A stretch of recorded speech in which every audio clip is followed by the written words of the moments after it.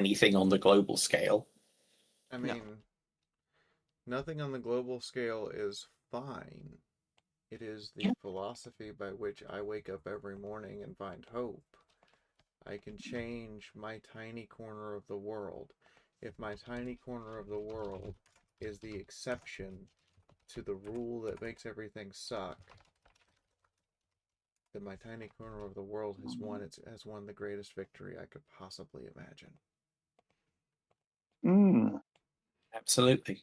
And yeah, like there's examples in the Warhammer world of, honestly, there's one thing that's been idly floated as a concept that I really want to explore as a player character at some point, because the big divide between the Asa and the Druki, the high-end Dark Elves, is very much political and philosophical. But just like in the same way that there are plenty of High Elves who defect to the Dark Elves, there are equally enough Nagarothi who look at what their society is and attempt to go back to Ulthuan and reintegrate and accept that side of life because they're people, you know. I could see that. I think that would just be genuinely fun to play a Nagarothi Druki who's just looked at the society he grew up in and has just gone, no. I'm going back to the Cinderai half of the Pantheon. I'm not putting up with this.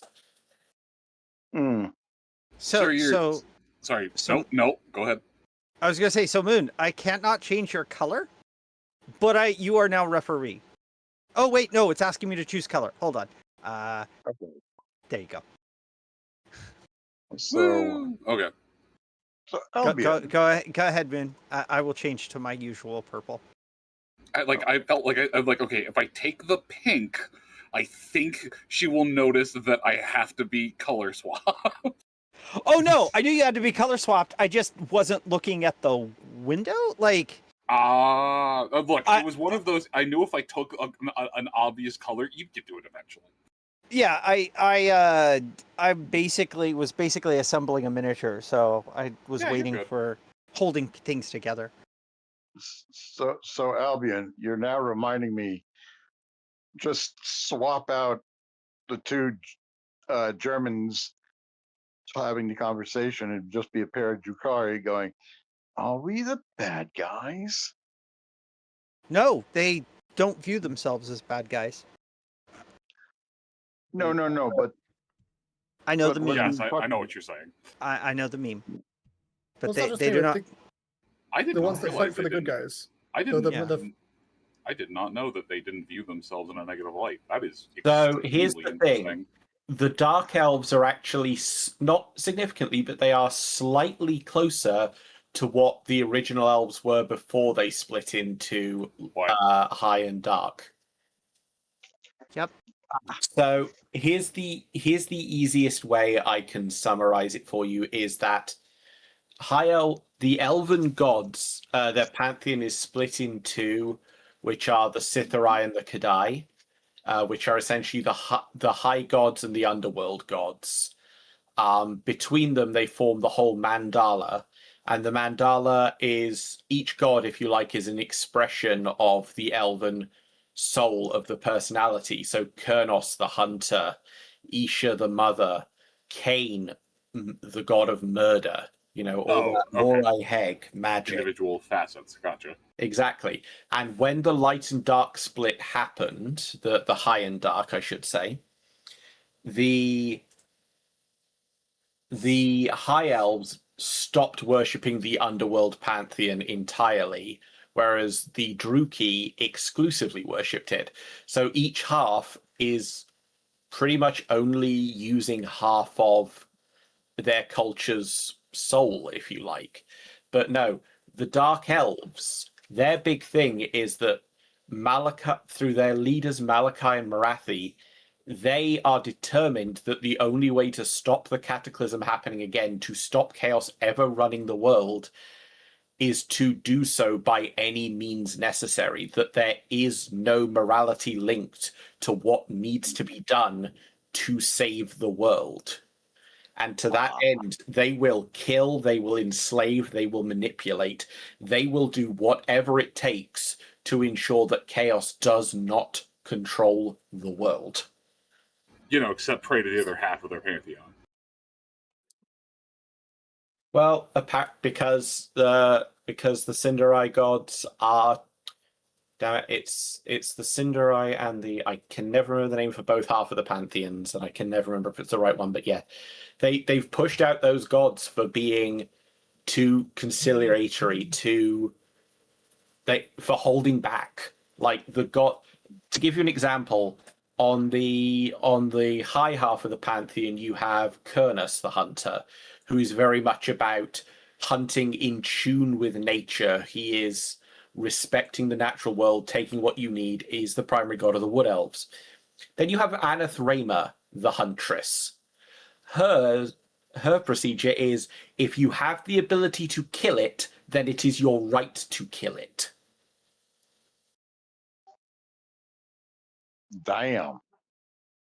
Yeah, so you've got essentially sustainable hunting versus fuck it, I kill what I want. It doesn't matter if you need to kill it, it doesn't matter if it's endangered, it doesn't matter if killing it will cause bad things to happen in the long term. Anathraema says if it is within your power to hunt it, then it is your right to take its life because you are stronger. Right, sorry, I forgot there was a lesson behind the leather-clad babby.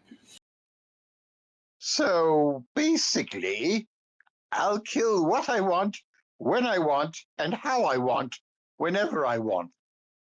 Yeah. Anathraema was actually banished to the Underworld Pantheon because she killed the god of dragons. Ooh. Despite that god being an ally of Asurion, the Phoenix King of the gods. It was like, I don't care, it's a big monster, I'm going to kill it. Yeah, but it was one of us, it was on our side, we had no call with it. Don't care. I wanted to hunt it, so I did. Off with thee. Could have been executed instead of banished, but I imagine that's a little more difficult on the divine scale. Yeah. Also, being dead doesn't really do much to gods in the grand scheme of things. It's a god, because time really is kill one. Yeah, time is another direction for them. It's like, oh no, Jeff, you died. I'm just going left for a little bit. Don't worry, I'll be back to down soon enough. Yeah, there is now a fixed point in time at which I die, which means that I have to make sure that everything I do causally happens in between now and the moment when I die. But that doesn't actually need to happen sequentially. That's almost reminded me of the thing from the Greyjoy house where they go, that which is dead cannot die. God damn you, River Song. Yeah, no. Casually hi. stealing. Go ahead. Sorry, I had a little lag. I hadn't heard you started talking out. No, go ahead. Just saying that line seems casually stealing a line from Lovecraft. Hmm. I was gonna say, time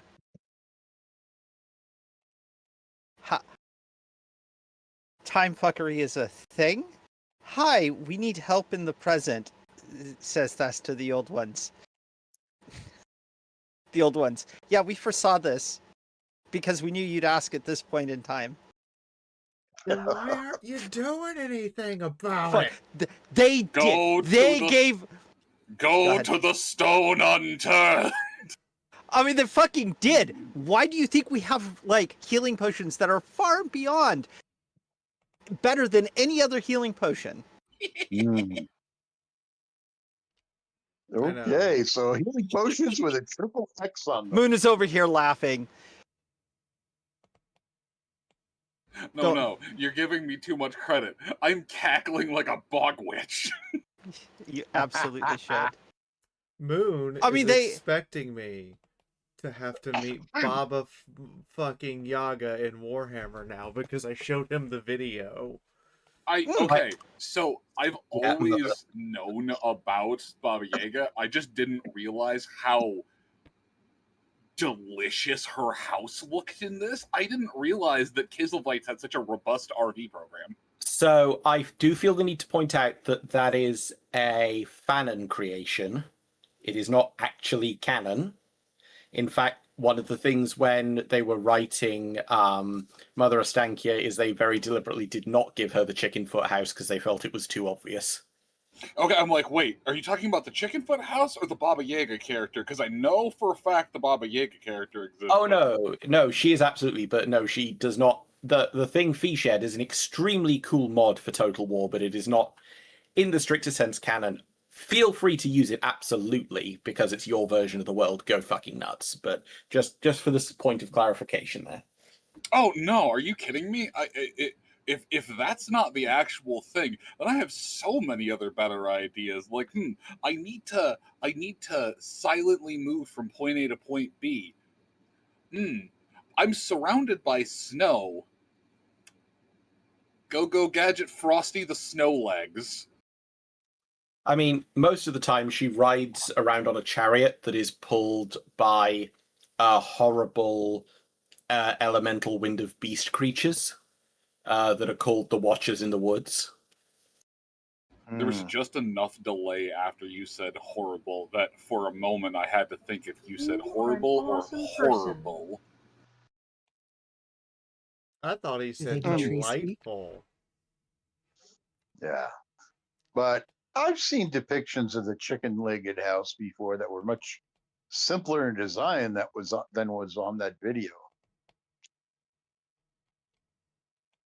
Yeah, that was a really, like, not overdone in a bad way, just overdone as composed or as compared to what I normally see depicted for the chicken legs. Those are some drumsticks.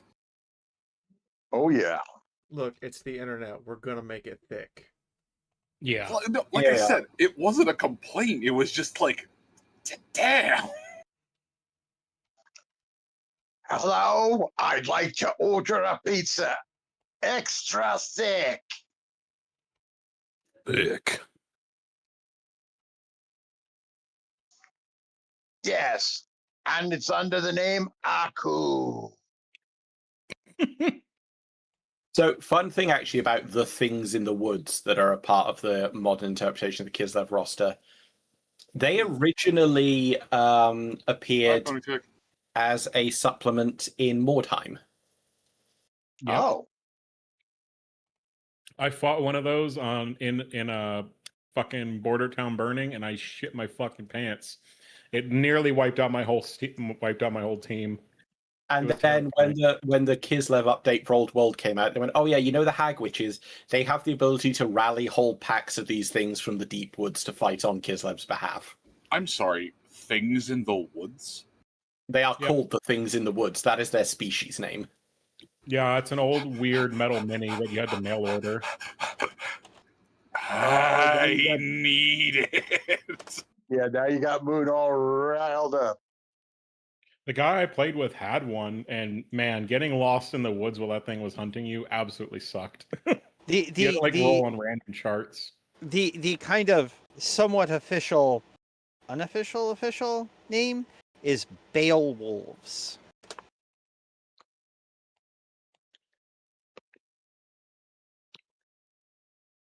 But yes, they are all but confirmed to be the lesser elementals of the Wind of Beasts. Yep.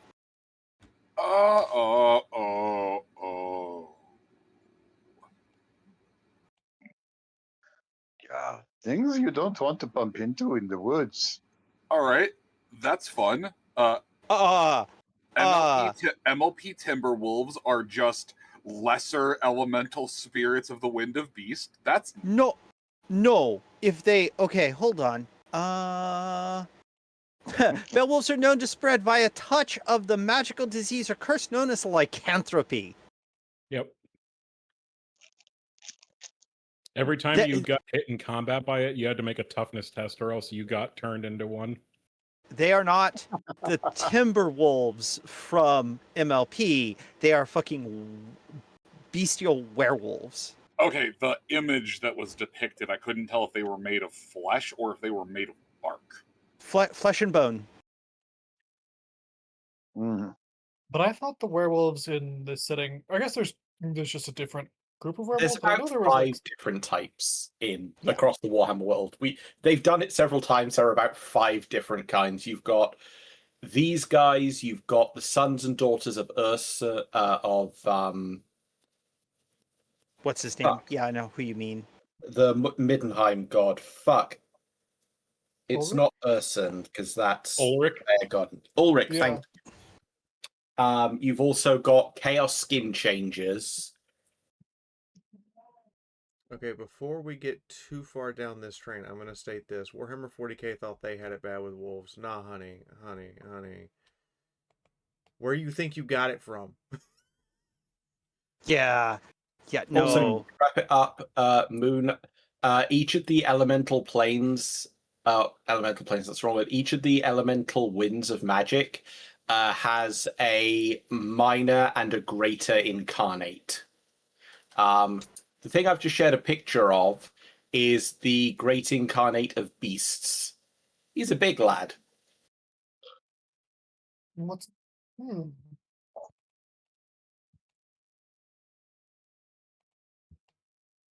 Oh, What do the other holy incarnates shit! look It's like? the Burning Man statue. No. Maybe. A little. Sorry. Ah, it's so beautiful. I don't ever want to fight it. Ah, yes. Jeez. Yeah, the high elves are able to command the lesser and greater elementals of life, which take the form of water elementals. And what little lore we have on Araby states that they have the ability to call on the lesser and greater incarnates of Akshi, the Wind of Fire.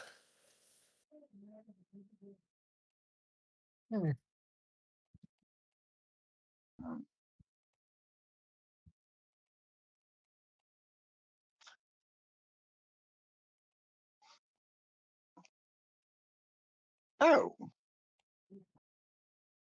that's that last picture is a nice take on the artwork that has been done, also about the slash idealized Wendigo, or the, I will use the term, flesh pedestrians. Also, Except for this piece of art is from one of the old Warhammer Fantasy books. It's the only depiction we've had of the greater elemental of death. And my god, do I want to see that thing realized as a model someday. brutal.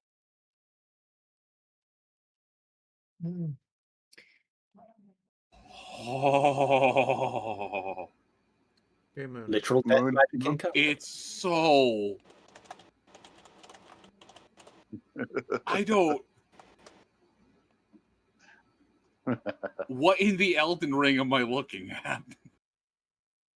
An expression of pure death magic. Okay, that is okay. I had to zoom in. It was taking its sweet time to load in. I wasn't sure. Okay, that is. That which scares even the grave mind.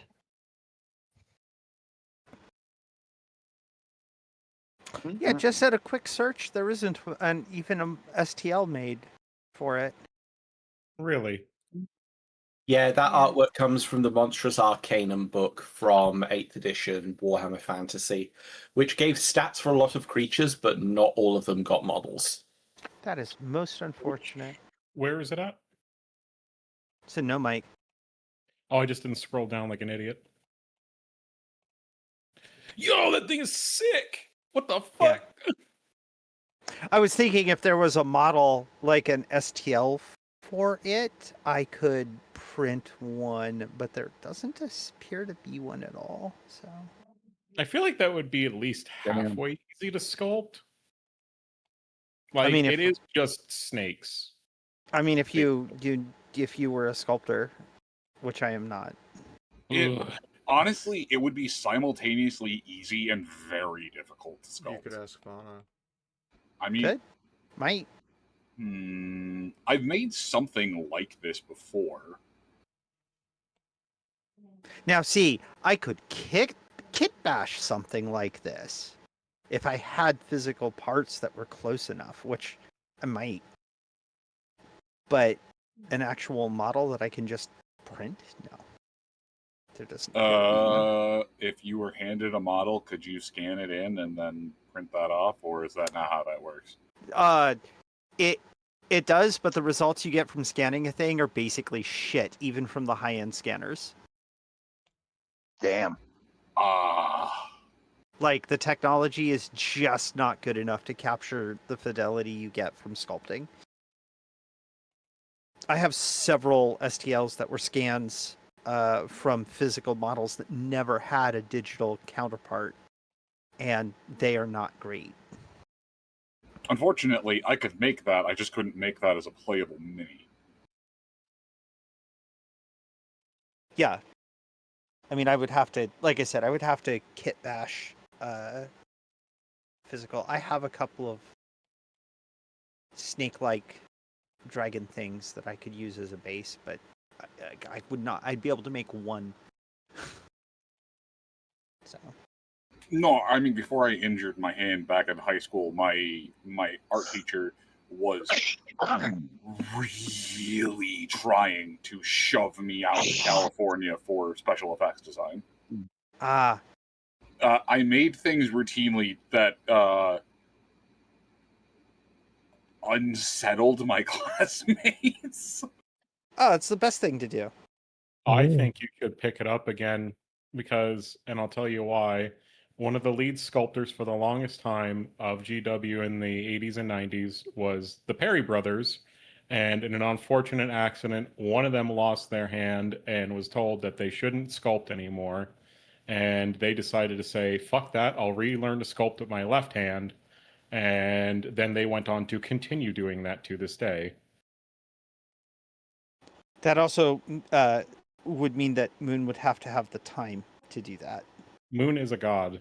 He can do what he pleases. I may also very soon be coming into additional hours in my life. Don't ask me how. It's time manipulation. Huzzah! Oh, When you have enough ADHD, when you have enough ADHD and time blindness hits you so hard, you have to develop blind fighting for time itself. You learn that there are more than 144 hours in a week. I was flipping through the scan copy that I've got of the Monstrous Arcanum. I have found the stat block for the Incarnate of Death. Obviously, 8th edition isn't one-to-one with Old World, the current rule system, Shiny, but I think you will appreciate looking at this thing nevertheless. Oh, yes. Gimme. Also, Moon. We just have a term for it, okay? It's called gay time. Not wrong. Once you figure out gay time, you realize there's 25 hours in the day. Between gay time and the power of a New York minute, anything can be done. You just know, have to stop periodically for obscene amounts of caffeine and or alcohol. Yeah, it all really depends on if you're embracing gay time at a convention or at home. There's also edible time where if you have the right one, it can feel like 3 days in one. Does that say shyish or styish? Shyish. Okay, thank you. I knew that I was not reading that correctly. Yeah, that's the name of the Wind of Death, Shyish. Yes. What? Homeboy, I am just going to take your word for it. No, that is the name of the Wind of Death in the setting. I know. I'm saying I'm going to just believe him emphatically that is the pronunciation, because that's not what my eyes are telling me, and I'm trying to ignore them. Yeah, the official pronunciations are a bit what they are. Look, I'm sorry I don't speak Welsh. Yeah, the 8 wins. Let's see. Can I rattle them all off the top of my head? Am I in that much of an early mood? So obviously you've got Shyish, the Purple Wind, Gur, the Wind of Beasts, Gairan, the Wind of Life, Haish, the Lore of Light, Ulgu, the Lore of Shadows, Shamon is the Wind of Metal, Akshi is the Wind of Fire, and Azir is the Wind of Heavens. Hold on. Verify me. Wind of Ice? Wind of Ice does not have an official name. I know that its creator did give it one, but it never got put in the Kislev book. I think he did come up with one, but it was left out of the final book. Obviously, it's Burr. Remember, everyone, this is the moment where I sit here and I go, "There's always a bigger nerd than me," and he's sitting. He's sitting at the table with me right now. That stat line is fucking busted, dude. Okay. So not to be that people we should be focusing on the game tonight, but it is after midnight for a few people here. And After it midnight, is also honey, we don't even start till 1 a.m. for people here. That's true. It's it's let's see, 6 o'clock would be 4 hours. Would be almost 2 a.m. I can just tell you it's 1:41 in the morning right now. So let's. Yeah. All right. Well, as we last left off with our group of intrepid explorers and people Hey! This is Cletus's job. Oh, I'm sorry. Let me pour out a cold one for Cleats and take a step back. There you go. Ah, thank you, Moon. Dang, Cletus, he tried to take your job. I noticed. But then he is the boss. He can do whatever he wants. Oh, I don't want to take your job, boss. You're calling me boss? Yeah, no. You're going to confuse the structure of command here. No, we just are acknowledging the eldritch being in the room as the one who is technically in charge. Listen. You might help me out with all of these, but yeah, no, I defer to the eldritch horror that sits behind an eye patch. Oh. That's quite a bit of interesting respect in an offhand way. I mean, I am a devout follower of Yogg-Sothoth. What do you want? Good boy. Anyway, yes, the party has gotten preparations done. They've done their soul searching. They've done what they needed to do to get ready, healed up a little bit with potions. Really good potions. And are ready to face whatever is next.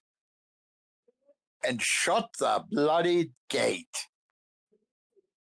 Even if it kills them, which might be possible tonight. You never know.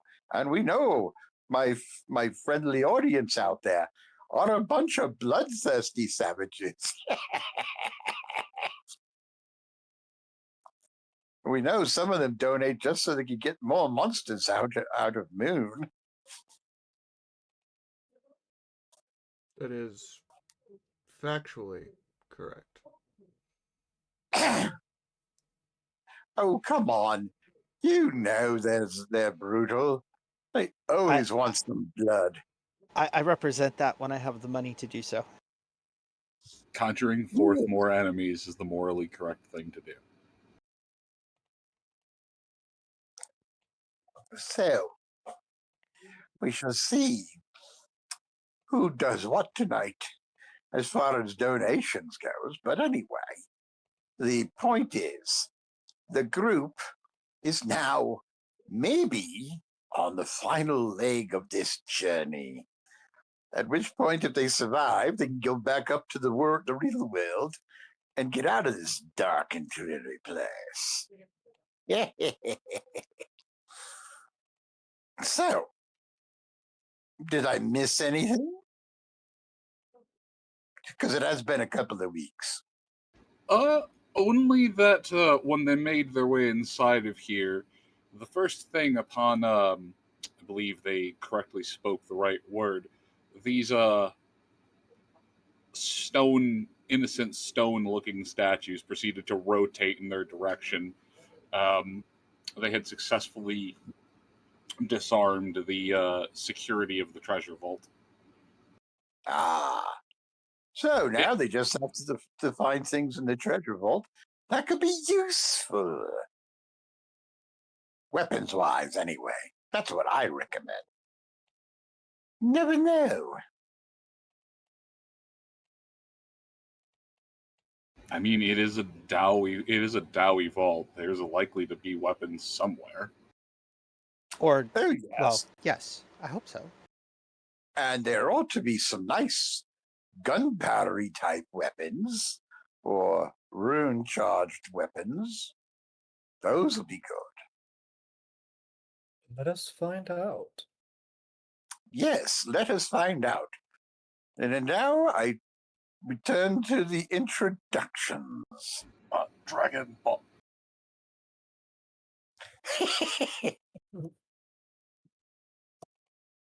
This time. Oh, Dragon Lucia. Ball Warhammer. I am aware I was having some difficulty with OBS and wanted to make sure we weren't about to have a repeat of last night where it kept going in and out. But thank you Ooh. for calling out my name. I appreciate it. Hello, I am Lucia Blick. Let me actually change to the right accent real quick. How are all of you doing? I am here to be a Ice Witch of Kislev and cause Moon as much emotional damage as possible. No. Also, I'm Fiora, your streamer. I'm here for the free snacks. Free snacks. There's free snacks? Why wasn't I given free snacks? I I need hunger. snacks. Oh, they help the ale go down too. Pass the snacks, great mistress. We Pass. hunger. I hereby pass the snack jar to Doodle. Ah! Esse doodle in satanan endar ital tesorus mageldan lustria. Or rather, in the common English tongue. Hi everyone, I have the snack jar, and my name is Doodle, the brain cell 2 of the 1, and I play Visceral, Blade of Lustria. Next! Yes, hello. Oscar Hertzsprung of the Minor Noble House Hertzsprung of Wiston London Knoll at your service once more. And as always, I am Albion, Brain Cell 1 of 2. It is delightful to be back with you here again for another evening of Warhammer, a pleasantry, dice, and trauma. Next.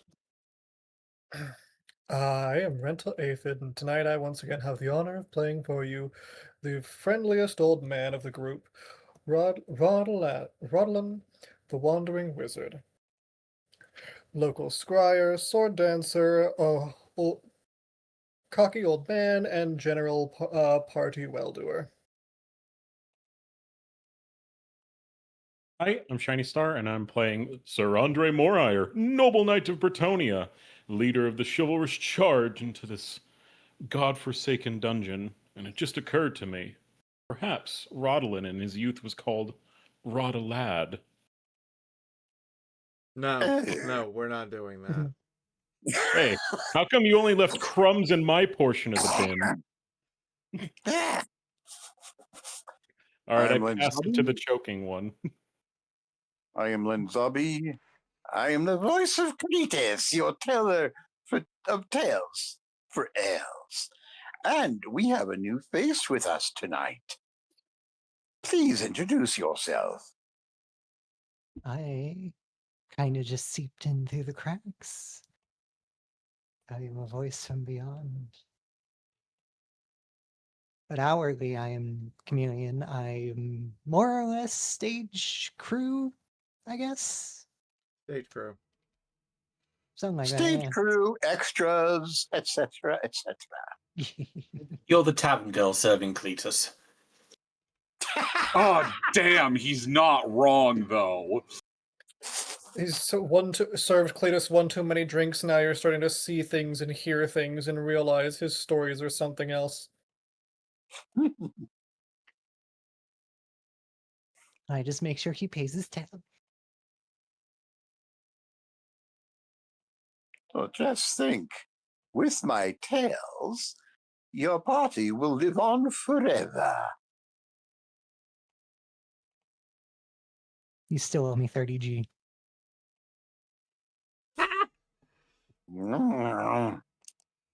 Pulls out his bag and drops some pieces of 8. Good.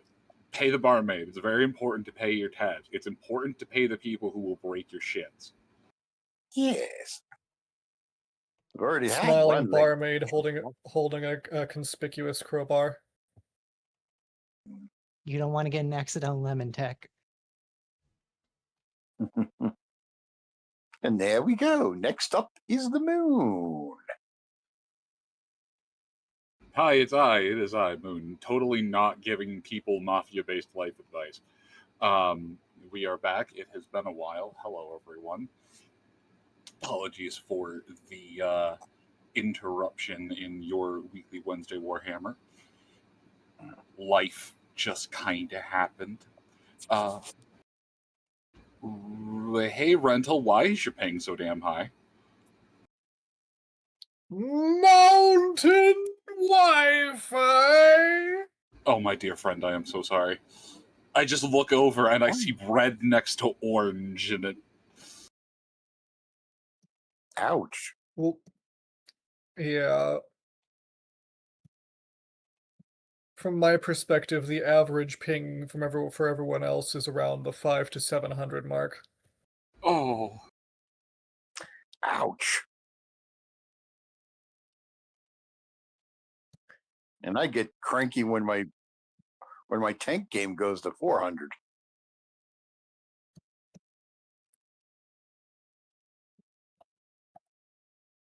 Indeed. How The, long uh, are you deep in gonna the- be the on deep- mountain, or how long are you gonna be on the Wi-Fi of the deep mountain? Forever? This will be my last. This will be my last Wednesday of this for some time. I'll probably be back around Christmas. Wait, what? By next Wednesday, this will be my last mountain Wi-Fi Okay, Wednesday for okay. some time. Sorry, just the way you phrased it initially, I was like, wait, but we need Rodolin. Just Thank remember, just remember, Rental. All you got to do to get home safe is sing the song. Mountain Mama, take me home. Country roads.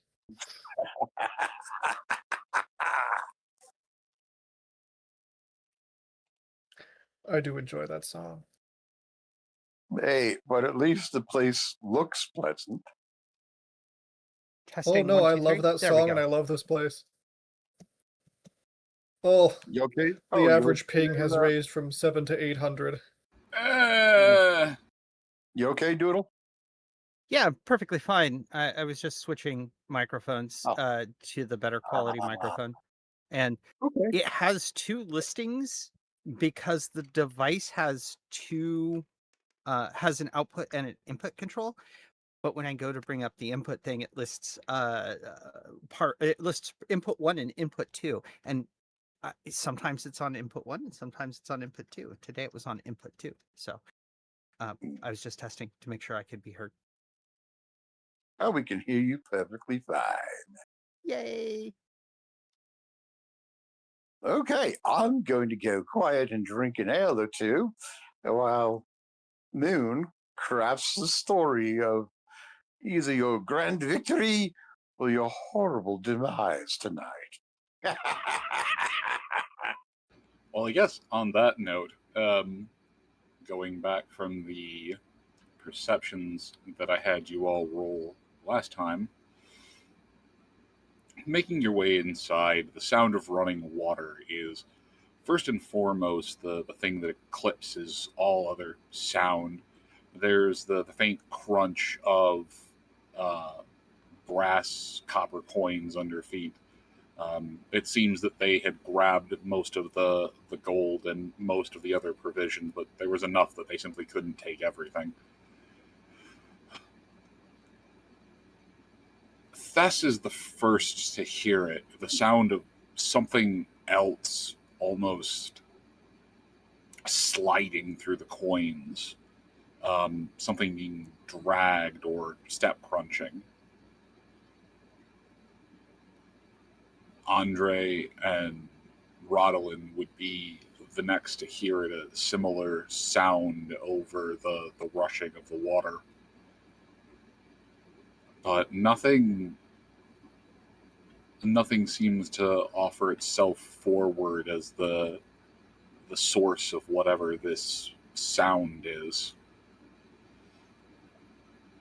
Oscar and Lucia, the two of you eventually can make out the faintest sound of something dragging or something being dragged far to the end. But aside from that, the overwhelming sensation of surprisingly fresh air moving around, likely from the exchange and the movement of water. It's also the air is far moister in here than it's been throughout most of the cave. It's almost pleasant in here. Right.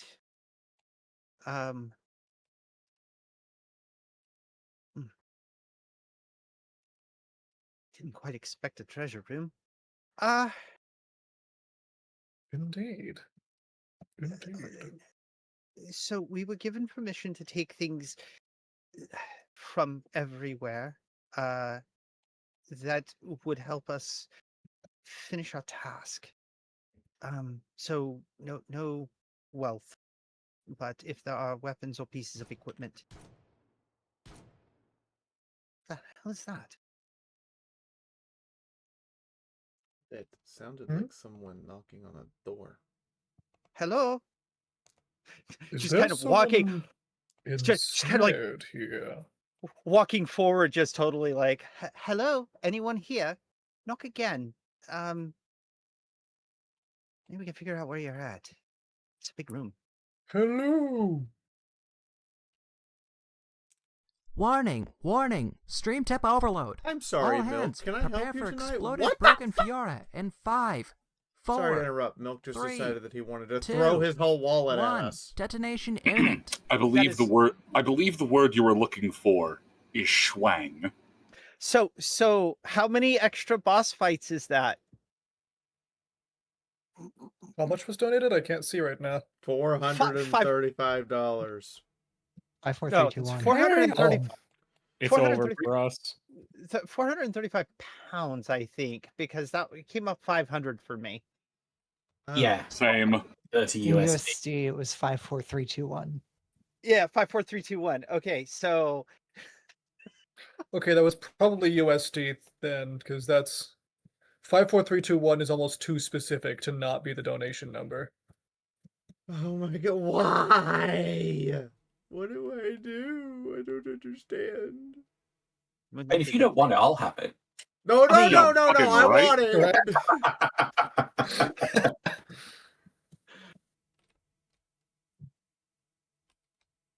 I think I want more of it, but anyway, we have to get back to the game. Go ahead. Okay, well, Yes. I have already loaded in another monster. no, Moon, you did not load in a fucking treasure room mimic. I did not load in a treasure room mimic. No, you loaded in I- multiple I- treasure room mimics. My hand to my heart, there are no mimics in here. I mean, the Is Warhammer what- world doesn't have mimics, but No, still. there are no mimics in It- here because this entire place is a mimic. Exactly. There are no mimics in the Warhammer world. There are things far worse than mimics. Ah, so we're gonna get Dragon Curse. Right. Everyone We be were careful. going straight Tolkien in this. Sorry. I mean, we could. Yep. Dragons are a thing in this world. They are the oldest creatures on the planet. Okay. Even if you aren't intentionally taking any coin, just the things that you grab coin or some coin will eventually make its way into your possession. The things have been just essentially buried in a few spots. Yeah, there's a difference between us intentionally taking coin and Oh, I know. we're not looting is kind of my point, or at least that's not Thess's intent. Everyone else can You do kind not of do want what. to incur Gromma's guilt. No, The we grudge do of not. stolen gold. Can you say that again? Gromma's guilt. Groma's guilt. Yeah, it literally Okay. means grudge gold, but the Oh, concept is to take money that is not yours. like Hmm. Thess seems to like work over the phrase a little bit and like mentally file it away. Excellent. Hey, Thank do you. me a favor. Everyone, roll me a fresh perception check. Absolutely. Indeed. Then Yeah, math shit. rots.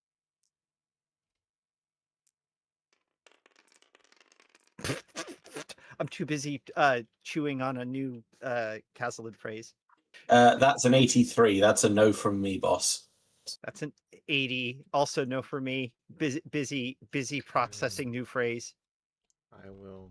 That's a success for me. By like 2 degrees only. Actually, let me pull up Thess's. 99! I have no perception right now. Lucia's just happy to have Oscar and not be Yeah, I in was a gonna say. threatening situation. Yeah, I was gonna say you're a little bit too wrapped up in the fact that Oscar's over here speaking all sexy and dwarven. You're not even sure what he's saying. It's just the equivalent of someone talking French at you. Oh, parlez-vous français? We. Aha! Oh, oui. Ah! It makes it funny that the description that always sticks about to me in Casalid is in one of the Gotrek and Felix novels. Felix regards listening to Casalid as listening to the sound of a man gargling rocks. So the I idea mean- that could be sexy is quite funny. It's his voice. I swear. It's just his vocal tone. You can lose yourself in it. I Hey, Moon. swear. 2 Oscar. degrees. Oh, fantastic. Or Albion, given that before the rapid access of microphones and everything to try and describe my voice back in the day, back before everyone told me no, that's incorrect, I would just describe it as gravel in a blender. Moon, It's not. Moon, I'm gonna be entirely honest with you. Your voice is the kind of voice that if you wanted to start a channel where you just read stories, kind of like a Humanity Fuck Yeah channel, I would pay for the microphone. Yeah. Yep. Yeah. We'll talk after session.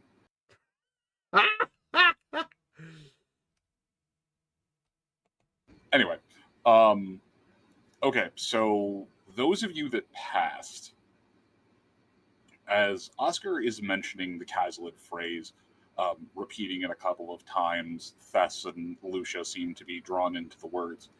The two of you hear something almost stop. The faint swishing, the odd bit of jingle stop abruptly at hearing the Dowie phrase. Perhaps you shouldn't be repeating. Perhaps you shouldn't be repeating grudge gold.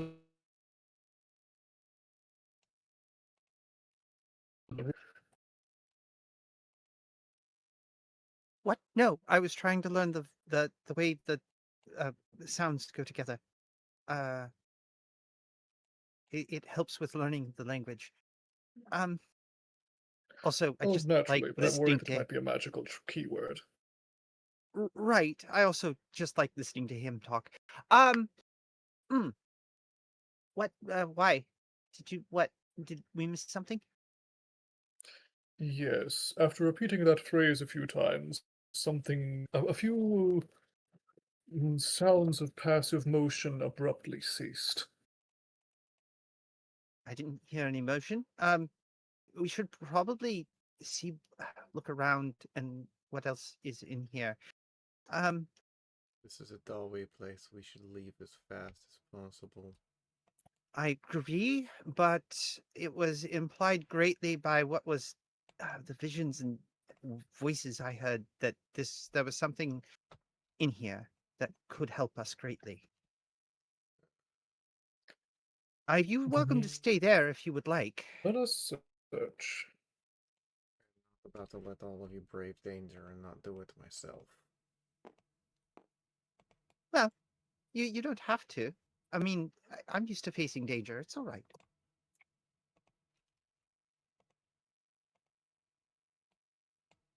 If something is reacting to the words, let me try something a little more.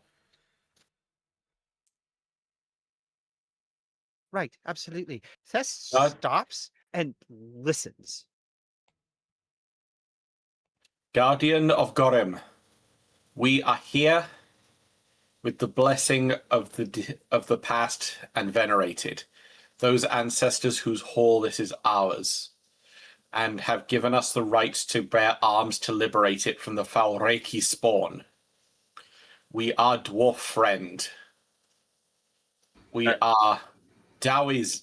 We are Dowironga. We beg permission to take the weapons that will see us through today. Let's just get a better idea. Where are you going, Rodolin? Put that back.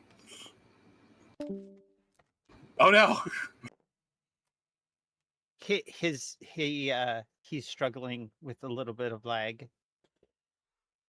So, Lucia Hello? pulls out the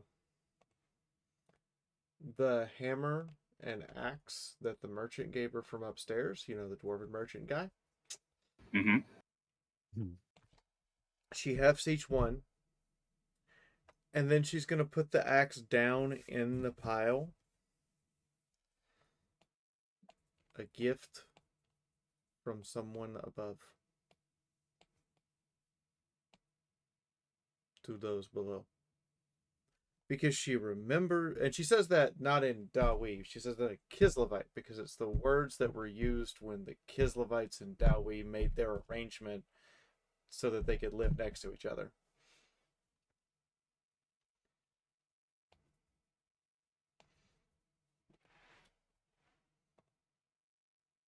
As you all, as a lot of you continue speaking in Dawi, bringing out some of the other metals, Rodolin, you're close enough that you don't have to make a check as you see something very opaque.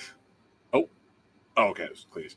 You see something very opaque making its way, crunching on some of the coin as it does. There's a moment where it crouches down and you can see this. I'll make it a little bit more transparent, more opaque.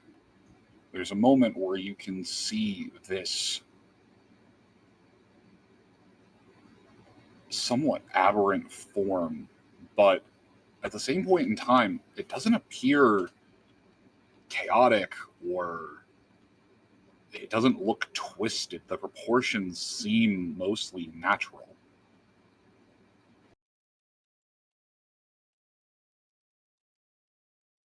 Right.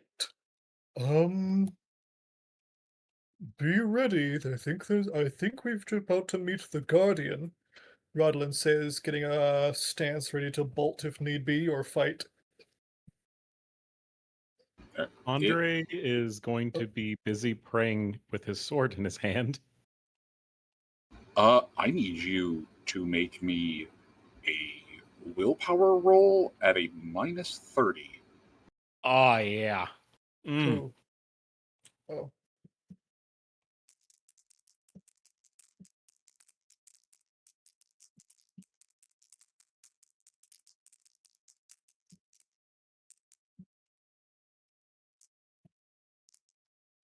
I was muted. Negative on the first roll. I'm going to use a fate point. Okay.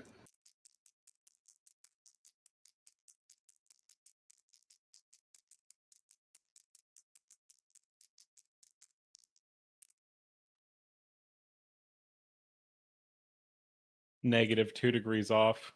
Okay.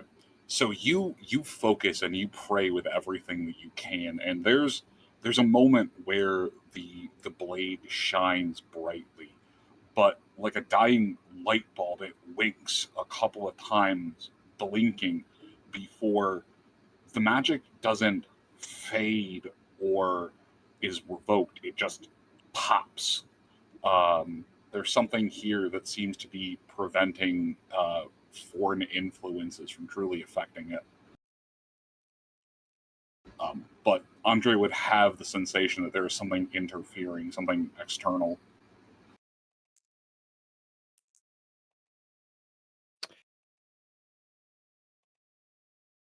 Keep that one mostly to myself. Okay. I'm going to kind of move where I can see this thing. Well, as you move, would you hold on before you move?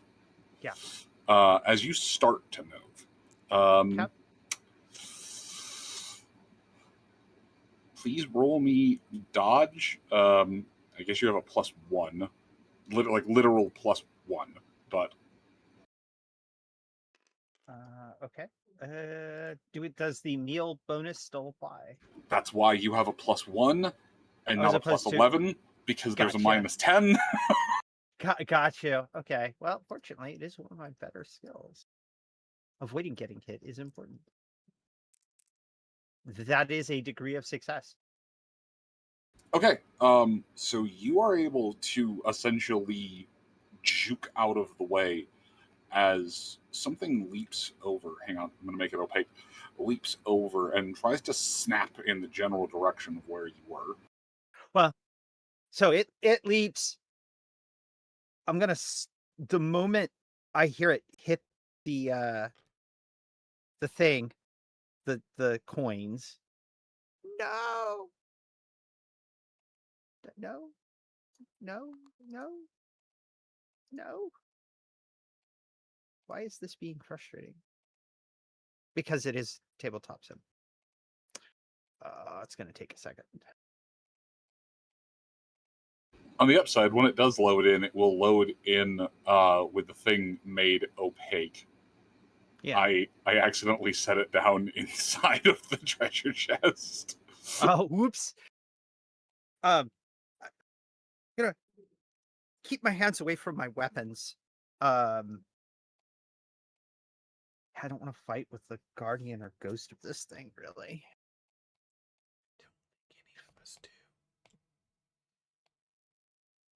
Is everything weirdly sized in the reload for anyone else? Yep, give it a second. Things have to snap back into place. It loads all the assets first and then resizes them back down to where they're supposed to be.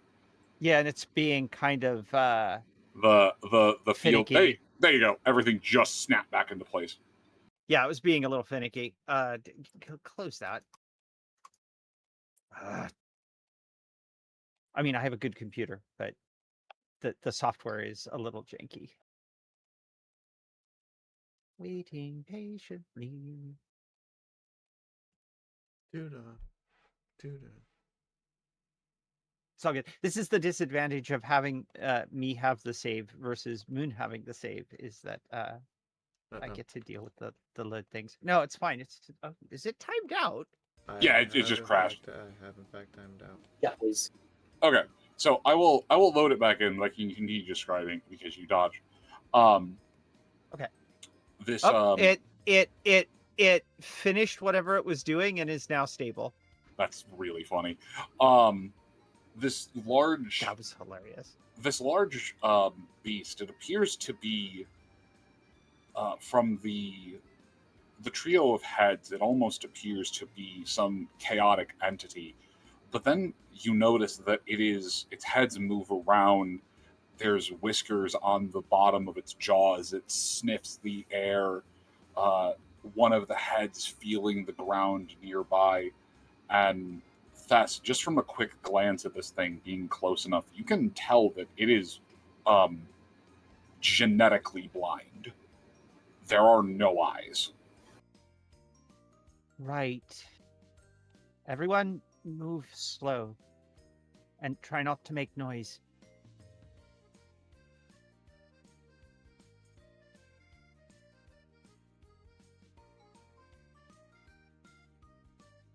Waiting for it to load in.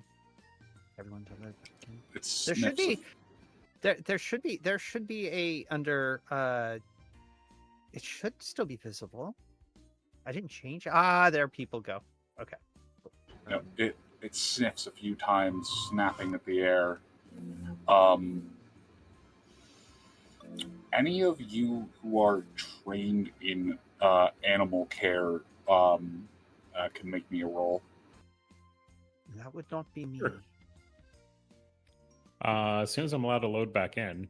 Yeah. Is No, you're fine. currently offline, and every time I hit You join- should be able to. It's the server name is Downtime. I swear, all one word. It's under announcements. You shouldn't do a search for Doodle. You should do a search for Down.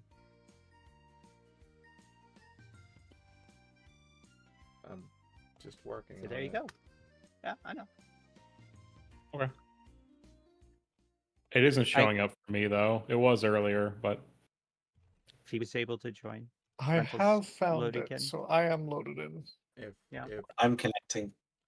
if There it my is. if my technical barbarism bullshit is able to do this, you can do it. I mean, okay. it's just that it's not under my name, and I am invisible because I've had creepy people in the last couple of weeks drop me messages on Steam. So I'm sorry. it is what it is. I am. This is why I am usually invisible on most servers. It has nothing to do with anybody here. Who do we need to bury? Yeah, I'm not even gonna lie. I just kind of thought it was the autism, like, and judged 0%. I'm kind of with Cammy here. Who are we burying? No one. Don't even worry about it. It's not an issue. Okay. If it was an issue, you would know. I would tell everybody. Actually, if it was an issue, Albion would know first because I talk with him every day, almost. Oh. Yeah, I was going to say it's probably not that serious considering this is the first I'm hearing of it. So yeah, no, it's a bunch of folks that I The gamed Army with of like Flora has a new officer. 20 years ago. Welcome, Who son. every time they see me online, they're like, they reach out to me, and I'm just like, yeah, your behavior since I've known you has not been great. I don't want to game with you. So, but they persist. You know, that's better than what I was thinking, which was just send Bob. I mean, I do occasionally get that clueless person that sends dick pics, except that they're small flightless birds. So, Honey, we talked about this. We cannot just send Bob. Bob is the nuclear button. And if we just press the nuclear button over and over again, it becomes the standard. We can't do that. so standing here, keeping my hands away from my weapons, looking at this thing.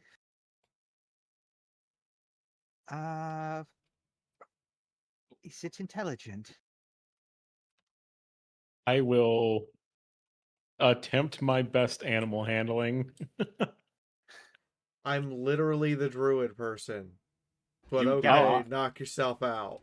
I'm I waiting mean, for the druid person I to mean- make her die roll. Anyone can make this roll if you're trained. You do have the bonus. You don't have a penalty because it just I've made the die roll, but I wasn't because of the interruption with the connection. I did not know what it was for, so I made an 18 out of 70. Okay. Are you including the plus 11? No, that's just base. Okay, so it's really whatever it is out of 81. Moon, you've been given too much XP. I can handle it. I can convince a duck that it's a freaking lion. No, I that would mean, be a lion. how many skills and talents does this have on her sheet? A lot of experience points. Oh no, that was just simply getting 18 out of 81. It's just like, oh, okay. Yeah, that's good. I It's also alright. exactly passed if that needs help. Do I feed it? What do I do? So, Andre, you would, as this thing looks around for a moment, you would realize that this is, well, okay, first of all, Doodle, or Thess, your chaos senses do not start freaking out about this Hi, thing. hi, hi. This I bag actually of was hugs for pretty certain $5 that it was not, hold. which is why I was reacting the way I Here, get was. some fate Yep, points. Some as you are life. this close, if they were gonna go off, they would have gone off.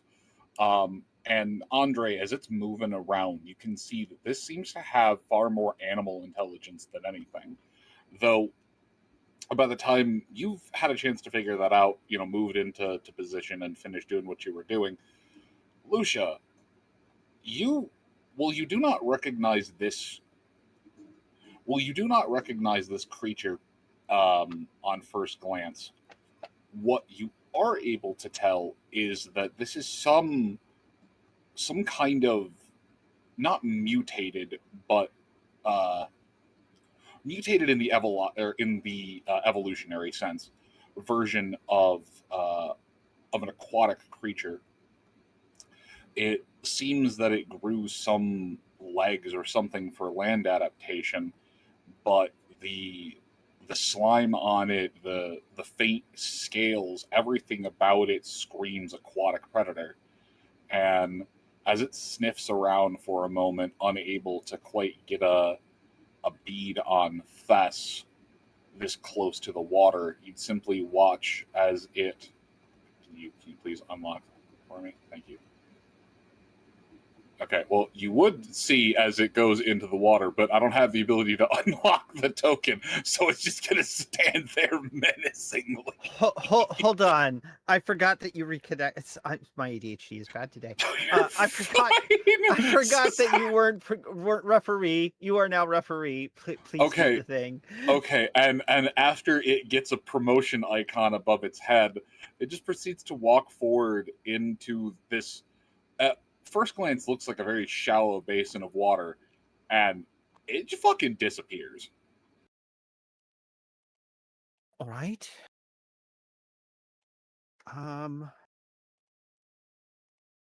Okay, simple rule: no swimming. That's unfortunate. I could use a bath. I'm sure we all could, but in this case, that bath is deadly. Looking around, I was going to say, looking around, you can see there are basins of water. There are spots and spigots that seem to connect now that the gold is removed. In spots like over here, there are taps that one moves a stone and water would flow from a sluice, putting the stone back, dams back up the hole. It looks like there's ways to extract the water without contaminating the basin source. There are a few undamaged. This chest, for example, has simply just been upended to the side, things scattered out, but it's large enough to contain. It's large enough to contain a horse's body. Right. So it didn't seem to be able to see very well. It's not chaos touched. And as you're speaking, there would be a splash as behind you, a fish just jumps out of the water, seems to catch some kind of a bug or something before going back down. Oh, fresh fish would be really good. No, do not antagonize the wildlife. I should know better. I come from a place where the wildlife is fundamentally aggressive. Right, so let's try not to make a lot of noise and see what we can find. Make sure that you don't track any coins out of here, or as few as possible. Is this a chest right in front of me, Moon? It is. It looks like it was a large repository for gold coins. There's a small pile of not coins, but just a small pile of broken pottery and debris under it. A handful of copper coins scattered around, but it's been upended to a side. There's still a few in the bottom, but it mostly appears to just be a lot of dust and Right. yeah, a lot of dust and cobwebs. Not digging through that. It's open, so. So I guess I'm going to move carefully and as quietly as I can. I should probably make a move silent kind of roll. All right.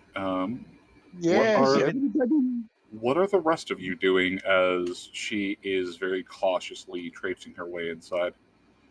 For the moment, the thing's buried itself back underwater, and there doesn't appear to be any current threat that you can hear or assess. Quickly get After all, and you, leave. after all, you don't want to Rodman. upset the attack koi. The giant murderous attack koi. Yeah. So Either way, Rodlin is going to start trying to sense magic in this room, as well as look at a couple of things and points of interest. All right, you just have- Particularly, this, whatever this crystal is, as well as this thing over here. Okay. Give me a roll and we will get back to you. Oscar, I heard you as well. What are you doing? Oscar was just saying that we should find what we need in here and leave as quickly as possible. I agree.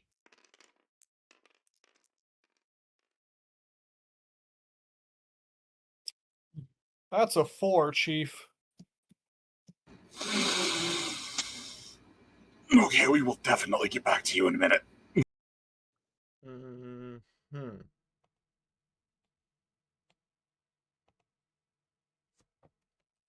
So I am basically moving along the left-hand side of the room. All right. Much like Rodlin, I am very cautiously poking at things and trying not to make a lot of noise. For reference, that's a 17 on a move silent. Okay, you are good. Until I tell you otherwise, you are effectively moving around without creating much racket. What is? I was going to say, so it looks like there were stairs that led up to there at one point in time, but the stone has just completely eroded away. You can still get up there. It's just not as convenient as it once was. Well, I'll pull myself up and it's one of these things of how tall is it actually?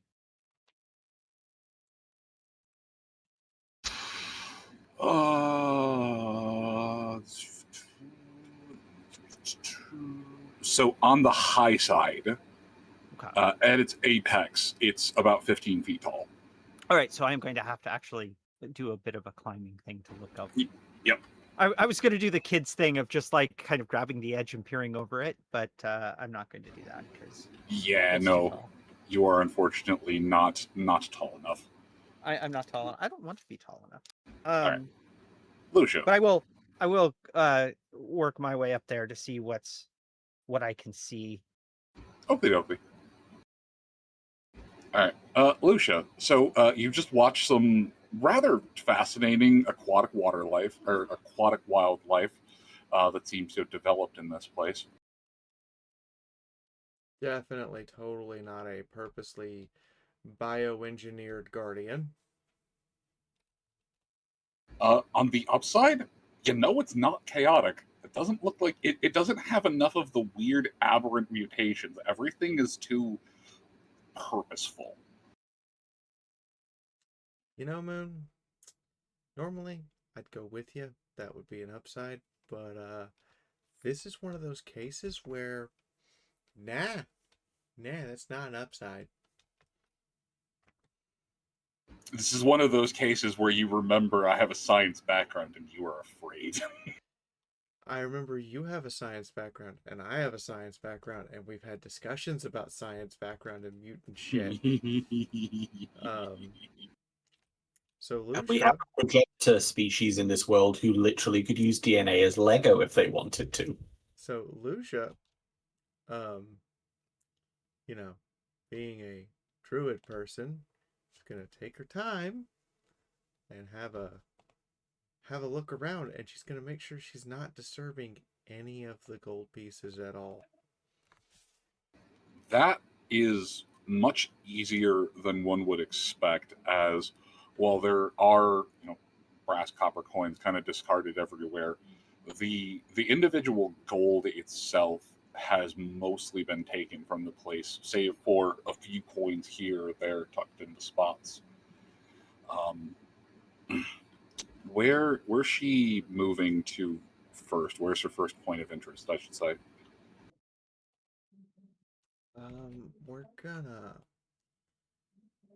just I was gonna say also okay. the Due to big British thing. censorship, this is this thing here is a chest or a tomb. Let's see, the one that you're pointing at. Uh-huh. All right, that is an. Oh, God, they made that look so much cooler than just the base model. That is an upended dwarven chest. It looks like it once was a very massive repository for foreign gold, but now all that's inside is dust, cobwebs, and a handful of coins at the bottom. That's Redland. Lucia's gonna just make her way to the back here, where this Shit, where you at? Okay. temple-looking thing is, because that's what she's investigating first. And she's told Maury to wait at the entrance. Maury is more than happy to not have to try and wriggle through the vines.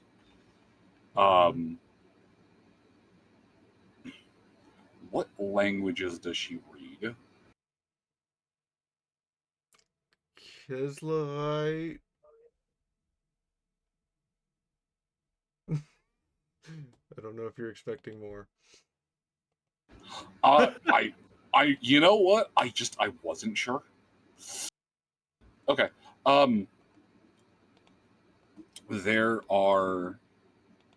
There's a chest that seems to be haphazardly thrown in here, though you can see buried in the back here what appears to be the busted remains of some kind of a stone plinth or a stone table, someplace where a book or a slate would have been set.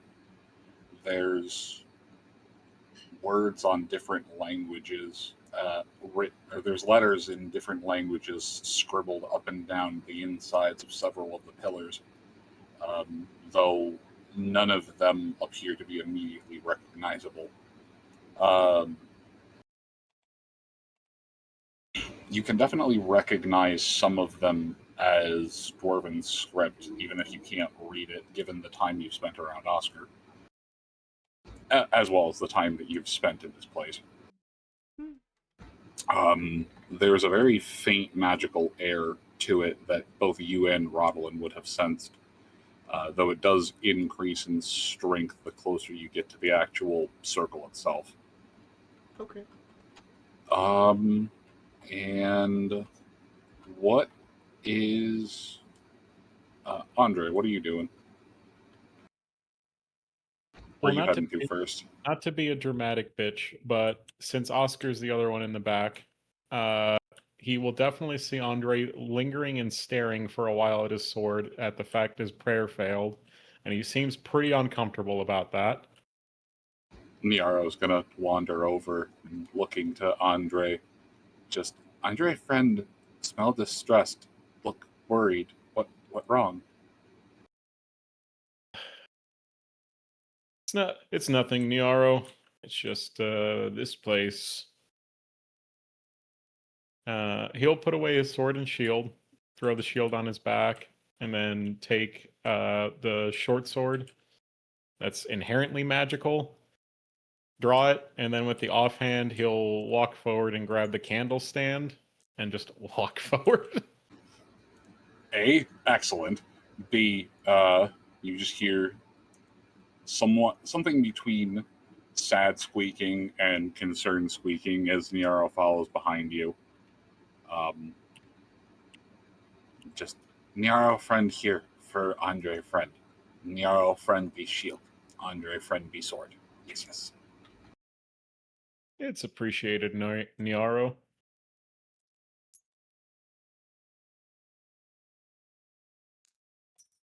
Well, either way, Andre is gonna try and go like that this way to like not be on top of the rest of the group, especially those that are being more stealthy. And left hand is the candle stand so that they have light. All right, hang on.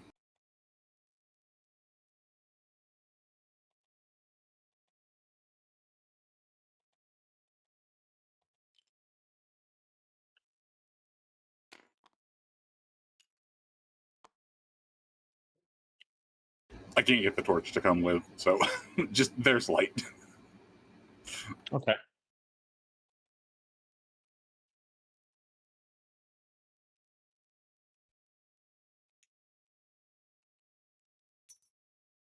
There we go. Good enough. It looks like there was, with a little bit of light to shine over here, it looks like there was once something of a well-made wall here that just completely eroded away with time. Given the moisture in the room and whatever that thing was, it looks like it's dragged itself up and down these rocky bits enough times.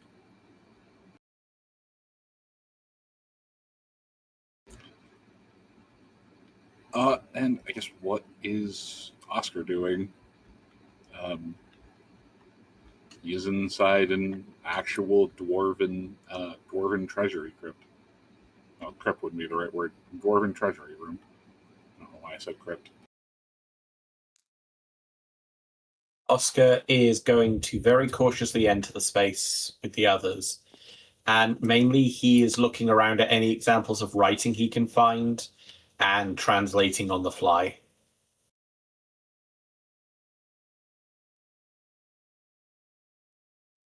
All right. There's a bit of writing on the chest, though it basically just translates to foreign gold. There's nothing that you can see visible on the statue. It looks like it's busted its part, and wherever whatever writing was on the plinth has broken away.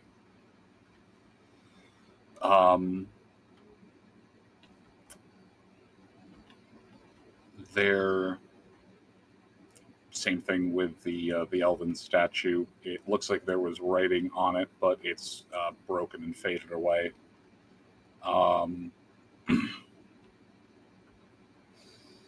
Let's see. You're staying close to the middle. Yeah, staying close to the middle, waiting in case anyone wants me for anything. Okay. I mean, I always want you, Oscar. Just All right. don't have a use right now. Then we will resolve this or these in this order.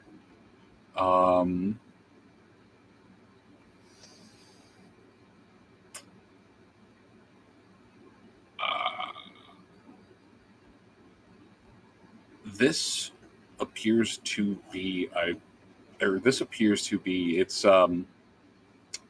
it would be in a far, or as you get closer, it's not a crystal so much as it is a somewhat lumpy mass of metal. There's underneath it, there's somewhat of there's the desiccated wooden remains of something of a catch table, but there's large chunks of something unworked, but there's also scraps of broken pieces, offcuts, things tossed about in here. It doesn't appear to be iron, but beyond that, you can tell it's definitely metallic. Odd. Does it give off any winds of magic? It does not. Okay.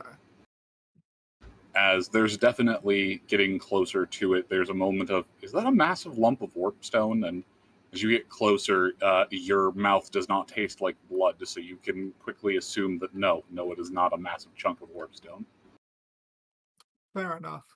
He'll call Oscar's attention. He will actually probably call Oscar's attention over to this briefly. Not a Oscar, if you're there.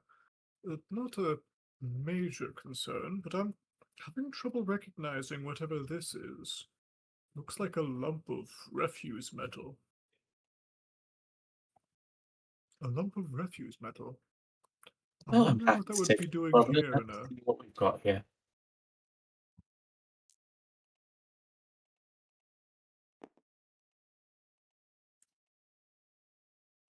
Shall I roll engineering or knowledge dwarfs?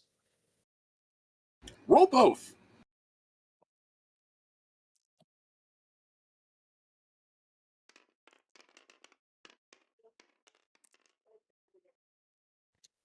So that is 3 degrees of success on engineering.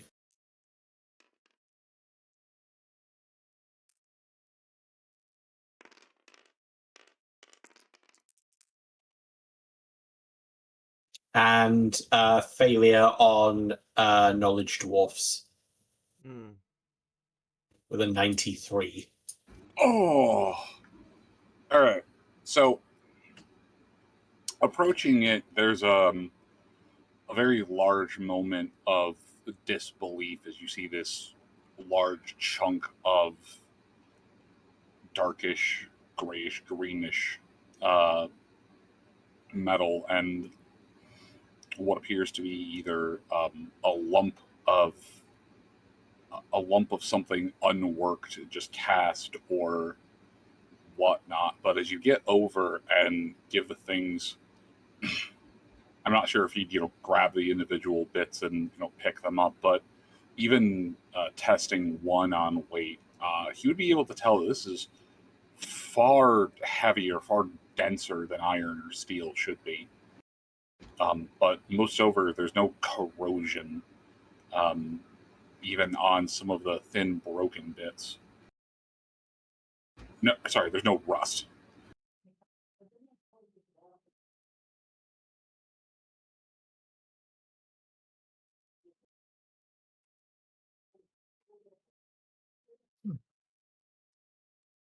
Remarkable material.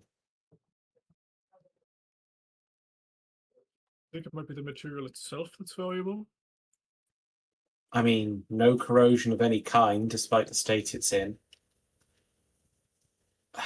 My mentor spoke of something a few times, but I have no idea if this really is it. There's a kind of metal that the Dawi find deep down, and they hoard even more than gold.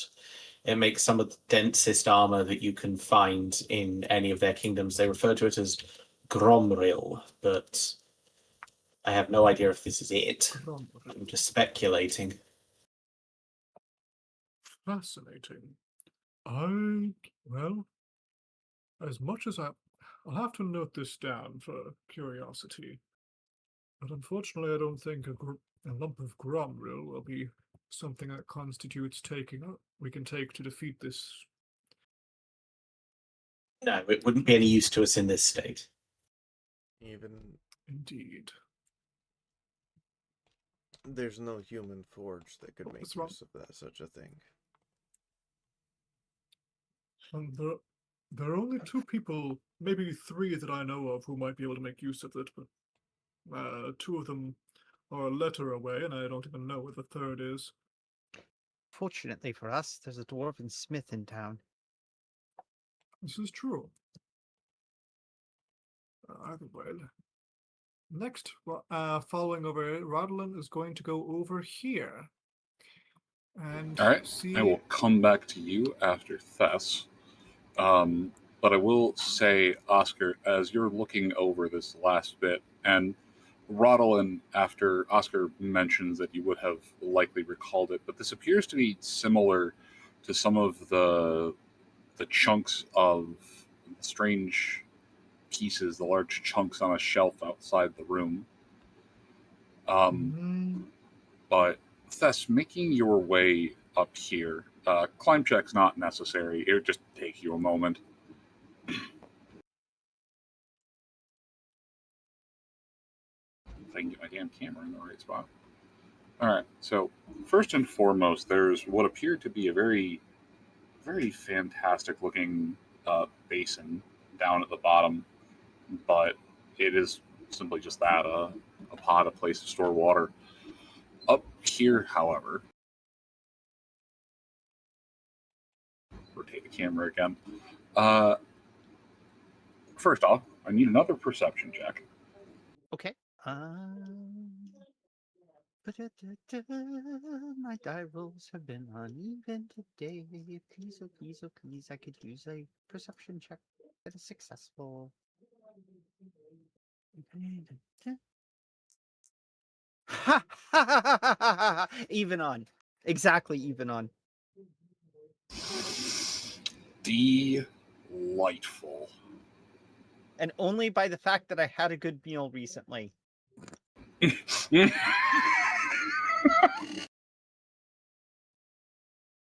So, Thess, as you are finally somewhat well rested, you've had a chance to sit down, eat something that isn't just trail rations and hardtack. The few weapons and repositories of things in here catch your eye for certain, as does what appears to be almost a padding. The coins, the metal, everything is arranged in here in such a way that there's a general slope to it, and as you look around and squint just so you can see beyond through a chute. There seems to be something on the not on the exterior, but there seems to be something far away, another room, a lot of light and what feels to be a genuine bit of warmth coming from there as well.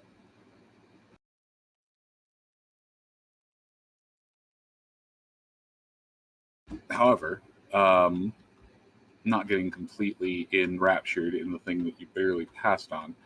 I mean, it's warm. I mean, it is very warm. There are several bits of weaponry in this receiving well, notably a shield and sword that stick their way out. But there's several other shields, a couple of daggers and axes, but they mostly seem to be made out of regular steel. They're incredibly well made, but what would be noticeable are the strange bits of what are just metal tubes or metal pipes made out of a very heavy but also a very strange ore.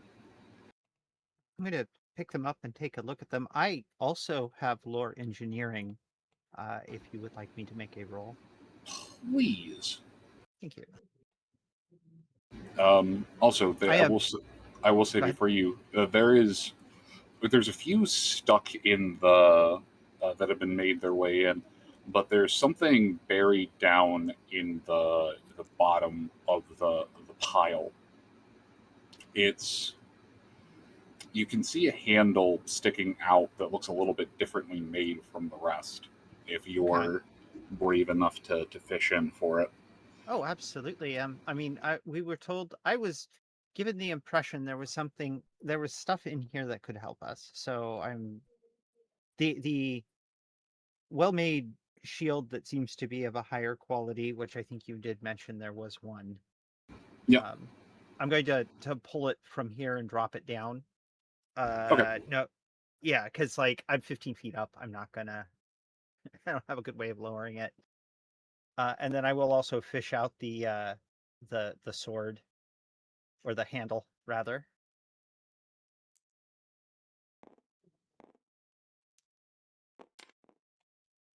All right. I was going to say the sword. I was going to say the sword itself, or there's a sword that itself is worth taking, but there's a smaller dagger. Hang on, I got to make a copy of this. No worries, take your time. That is also a success on the lore engineering, but only by a very little bit, which makes sense because most of Thess's knowledge is at the moment book learning. To make a long story short, you don't know anymore. You don't know any more about it than Oscar does. All right. You have about the same amount of knowledge.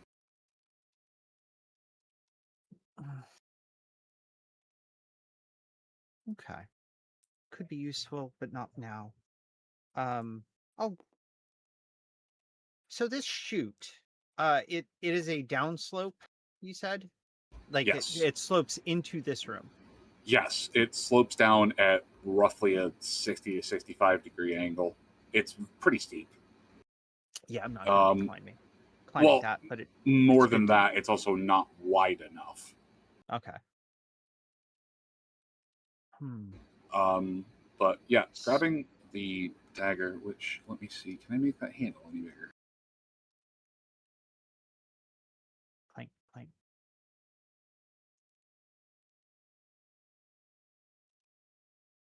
Nope. Okay. This is exceptionally light. And it also has an almost bluish hue to it.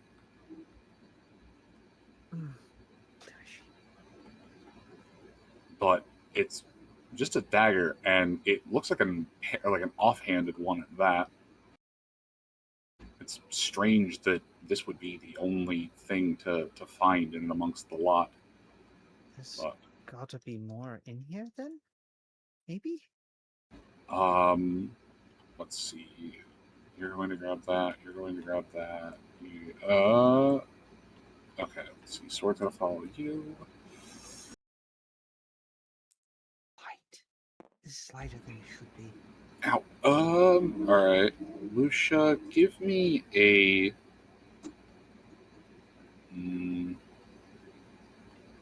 give me an attempt on read and write. Or actually, no. Hang on. I already threw the dice. Do you want the result or not? Give me the result. 5.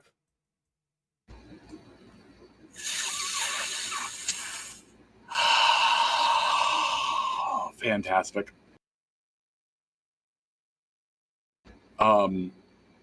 One of the columns, we'll go with this one.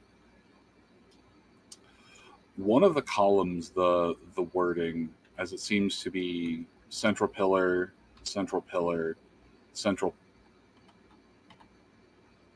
pillar, there we go, are all written in the same dwarven script. Each of the other pillars are written in a different language. This one seems to have some very old... no, not that. Some very old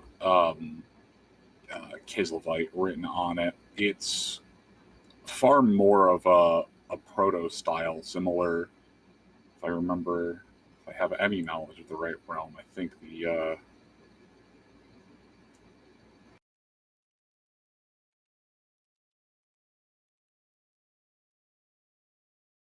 nope, never mind. That's not Proto-Germanic. It does not follow the same roots. I got sidetracked, or I got tricked or bamboozled into thinking that it followed the exact same linguistic.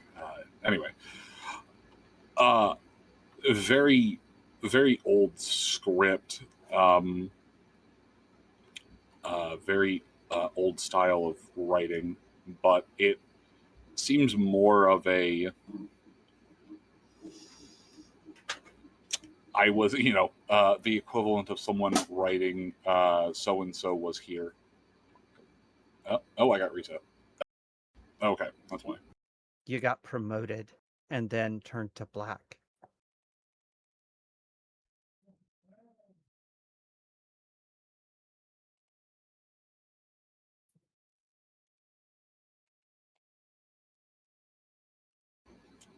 Sounds like something that sounds like checkers. But for the most part, while the wording, say for a little bit, is illegible, all of the words carved in seem to have been once overed with almost visible magic at this distance.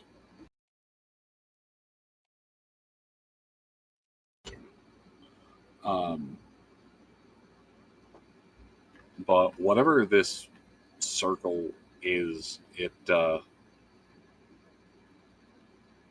almost feels out of place.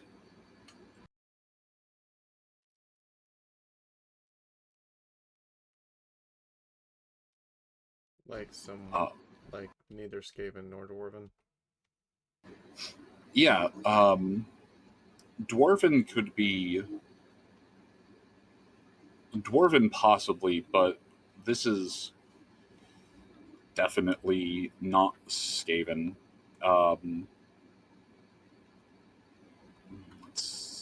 where are you? Cat, no. Hi. Please give me back my brain cell. I need that.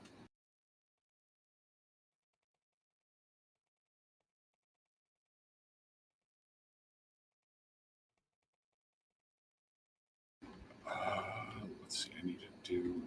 Okay, Andre, where are you moving past where Oscar is? Are you heading up to here, or are you heading back this way?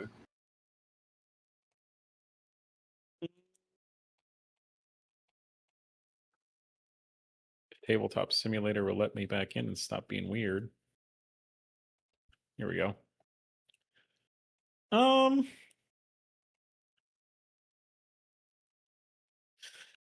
Probably just take the short route and go up here, honestly. All right. Easy climbing. Just takes you a moment to get up there. Yeah, just take big steps and be careful.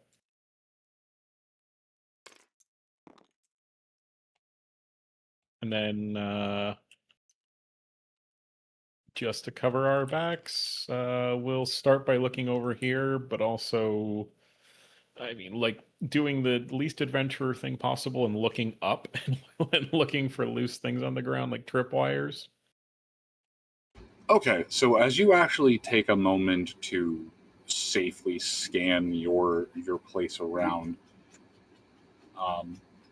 this area at least doesn't seem to be warded or prone for trip traps, though you can see what seems to be a replacement ceremonial gong for the one out there. This one has been dinged and dented in. There is the remains of a stone throne that have been damaged and worn away. But let me scroll in. But mostly, I need perception from you as well. Okay.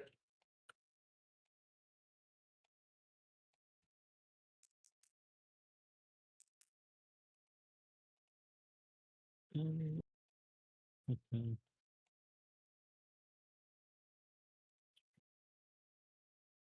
3 degrees. Excellent.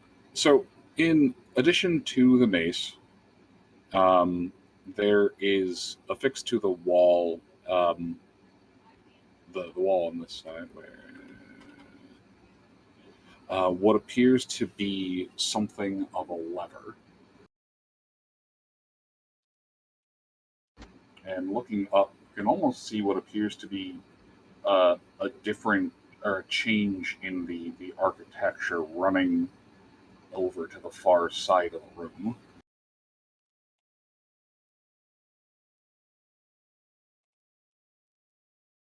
Like it's hinged? Like the whole room is hinged? No,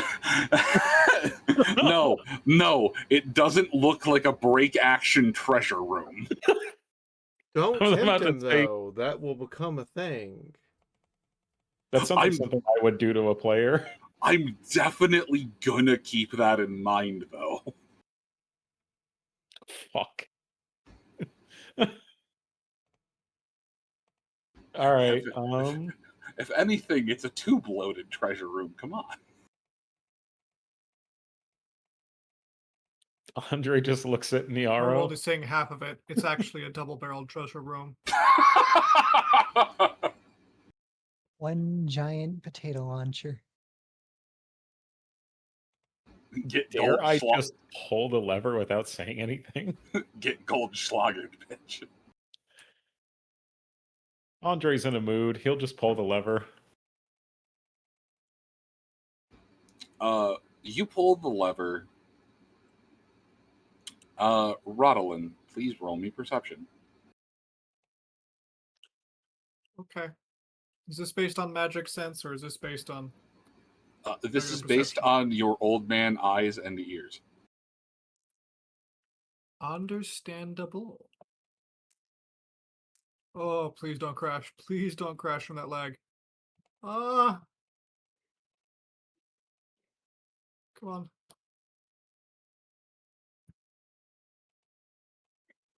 Ask. Come on, go over the... There we go. Tries to the mountain tops. Don't crash him or make his computer pop. Okay, that is a very narrow success.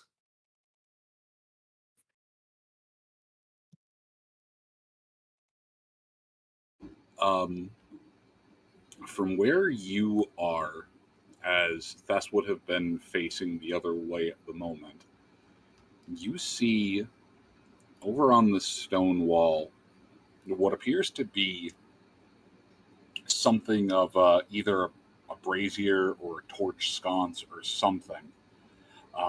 But as the Andre flips a switch on his side, the room trembles once. You see that object wiggle slightly as a bit of dust is kicked out from around the edges. Ooh. Did anyone just do something? I think we might be... I think there's a secret to discover. So it did work. What did you do, my friend? I pulled the lever I found on the wall. Well, it seems to be attached to this. Now, may I, really quickly before I continue pulling this lever, get the scoop on whatever this is? Yes, as that. Come on, zoom back in. That is not an accretion disk. So, we're not putting an accretion disk past you. Warframe did it. As you make your way over, this I have to elongate it. That's what she said.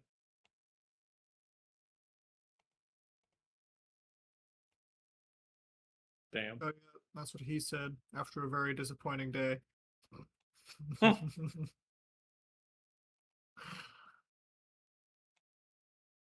For a second, the cube map on the mace, I thought just said it was like the Supreme logo. All right, never mind. I can't make this bigger without completely destroying the orb. It turns it into a fucking egg. But you make your way over, and this appears to be something of a staff. There's a large, about a fist-sized orb on the end that looks strangely. What knowledges do you have? A few. I got a few. Are any of them history or geography? Yes. Okay, then he would be able to recognize this as something like a globe. Hmm. There's Fascinating. a line, a metal line built onto it that looks almost like a sextant, but this is definitely some form of uh, arcane or magical staff. An arcane. Okay, if this shit is an arcane navigational tool, this is literally up his alley. I don't I know. have, like, It kind of 3 or looks. 4. I don't know. It kind of looks like a globe with a sextant built onto it. Yeah. All right. So he's going to first does it with the four magic sense. Does this bear the natural pretty present presence of the winds? The winds are howling. Yes, though they seem to All be right. relatively constrained and behaving. Excellent. He's actually going to pick this one up before he goes over and interacts with this. He was relatively safe picking this one up for the first time. Probably one of the first times in this entire dungeon. Wonderful. That is gorgeous. Yeah, that should be a Way to, staff. like, attach that to my base. I forgot to it. I will try.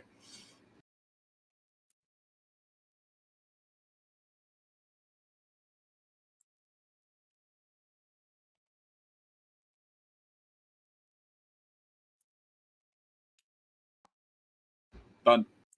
Hasta! Ah, this is delightful. He has a stick, and he is the happiest boy. He's very happy. These are like 2 of his favorite things. And both of Sticks them and in one orbs. stick. What a man of class. With his new orb in hand, to ponder at a later date, he is going to go over and inspect that torch. Well, making his way over and being able to apply a little bit of light, it is not a torch sconce. It appears to be some piece of stone architecture.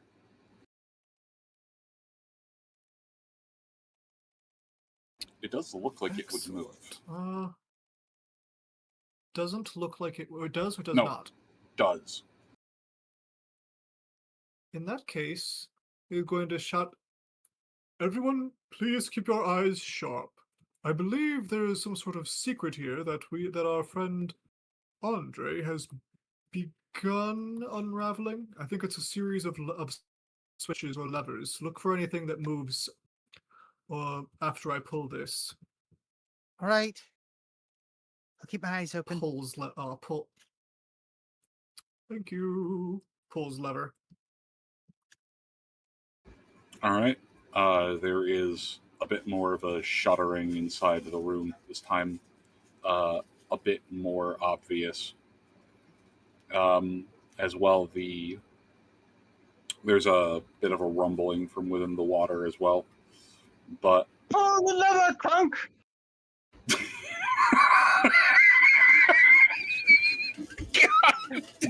Fuck. Fuck. Fuck, man! You can't just do that!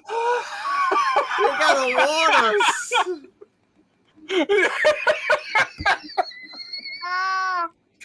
Oh, yes, I can. 5-minute break. God damn it, Linsavi. Yeah, alright. Fuck. Go get me some waffles. At least kiss the brick before you throw it into our diaphragm.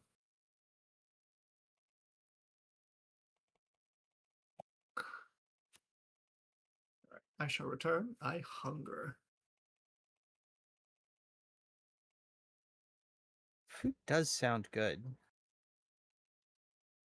I'm gonna get some water. I need some fucking water. Good God. Water and tea Also right sounds now. good. In me. Oh, my tea God. would be amazing.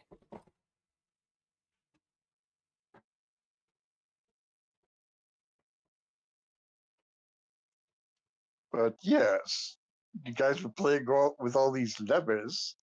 It came to my brain.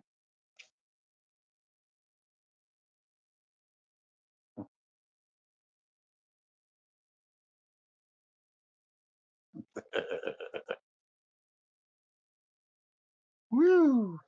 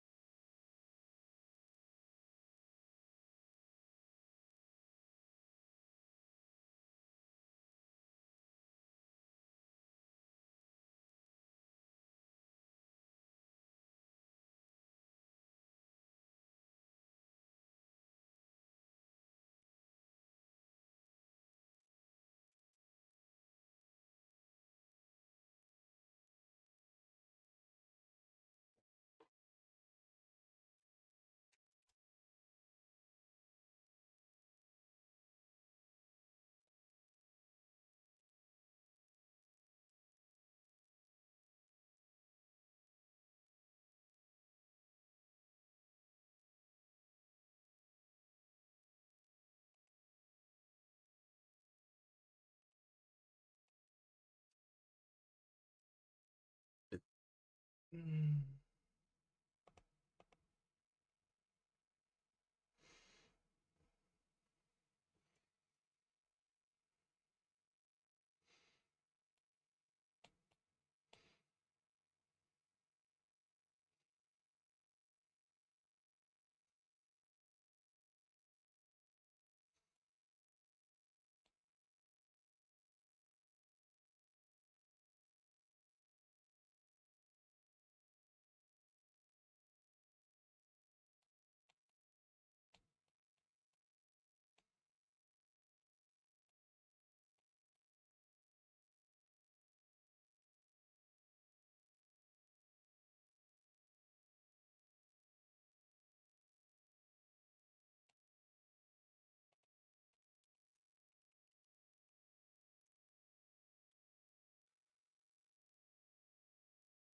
You are an awesome person. Holy shit. Who got electrocuted? Oh, how crossing into gaming. Thank you for the raid. No, just the well-timed lever joke. It's just a holy crap.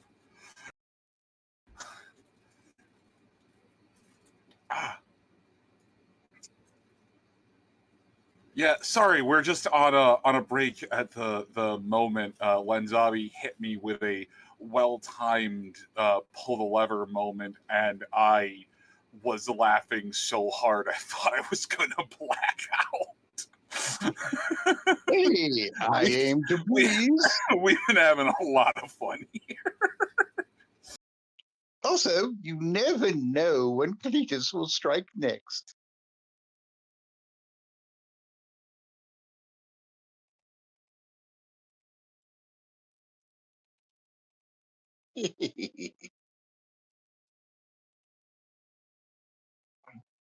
Yeah, no, we're all good. Good Bye, laugh. Crosser. Thank you for the we raid, all sweetie. needed a good laugh. But yeah, fuck. Just, ugh.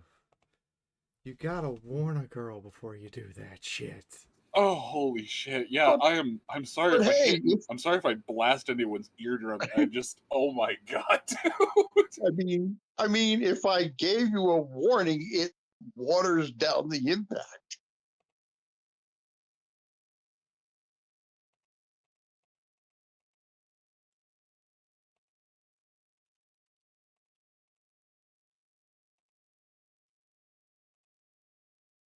All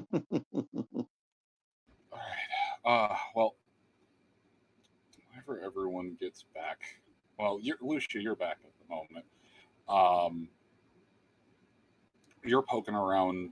Are you still poking around back here in this temple dais, or are you heading out into the rest of the place?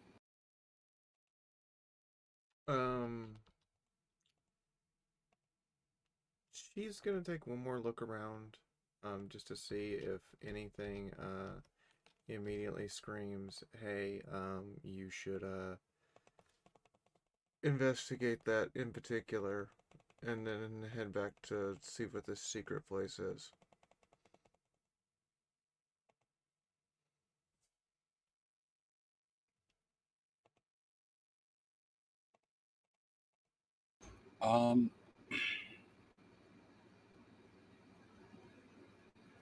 Give me. Yeah. Give me one more perception check. You spent enough time here, so make it at a plus 20. I guess it would be a plus 31 with the meal bonus.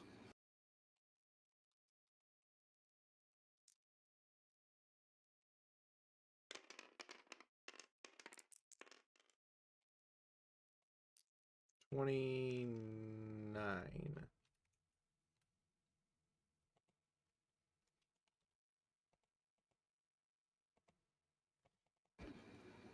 There are on the. Right, I am back. Apologies about that. All right. On the inside of the stone, up at the top at regular intervals, well, you can't quite make them out as it's not from your tradition of magic. You can still see these arcane scrawlings, well made and impressed into the stone, that all but seem to bleed magical energy. Though it doesn't feel quite like the winds, and it definitely doesn't feel like chaos.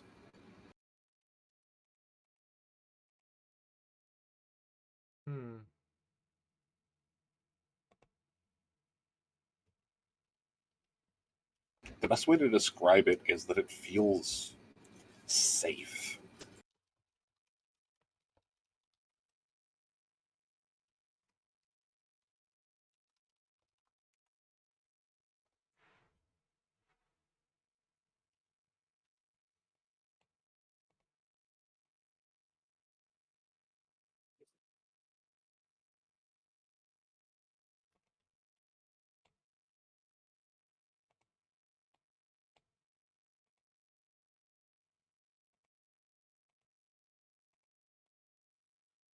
Does it feel like if she were to cast a spell here,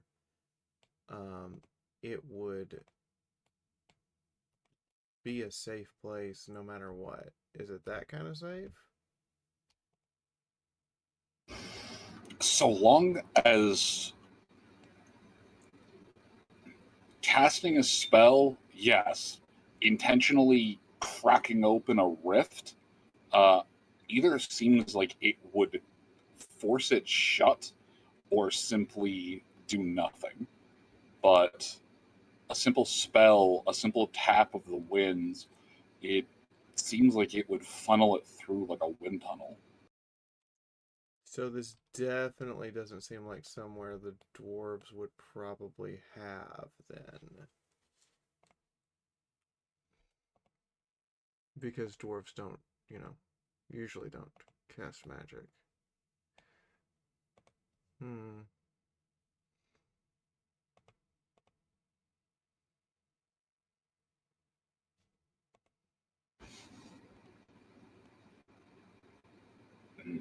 How do I describe this? It does not seem like if you cast something that it would cause this entire room to explode.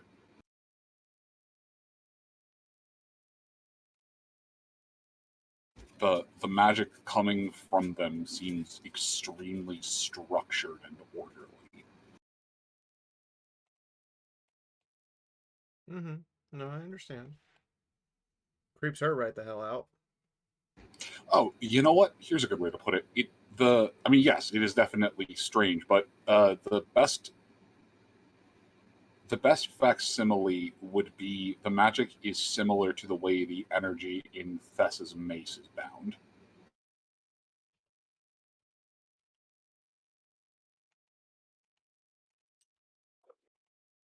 Hmm.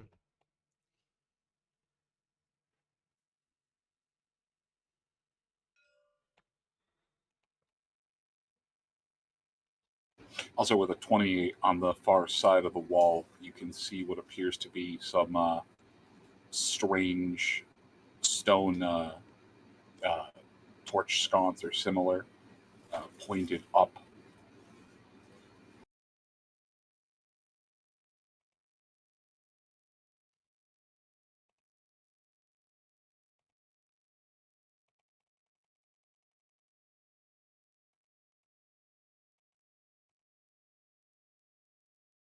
A few rumbles have passed as things have been manipulated inside the treasure hold.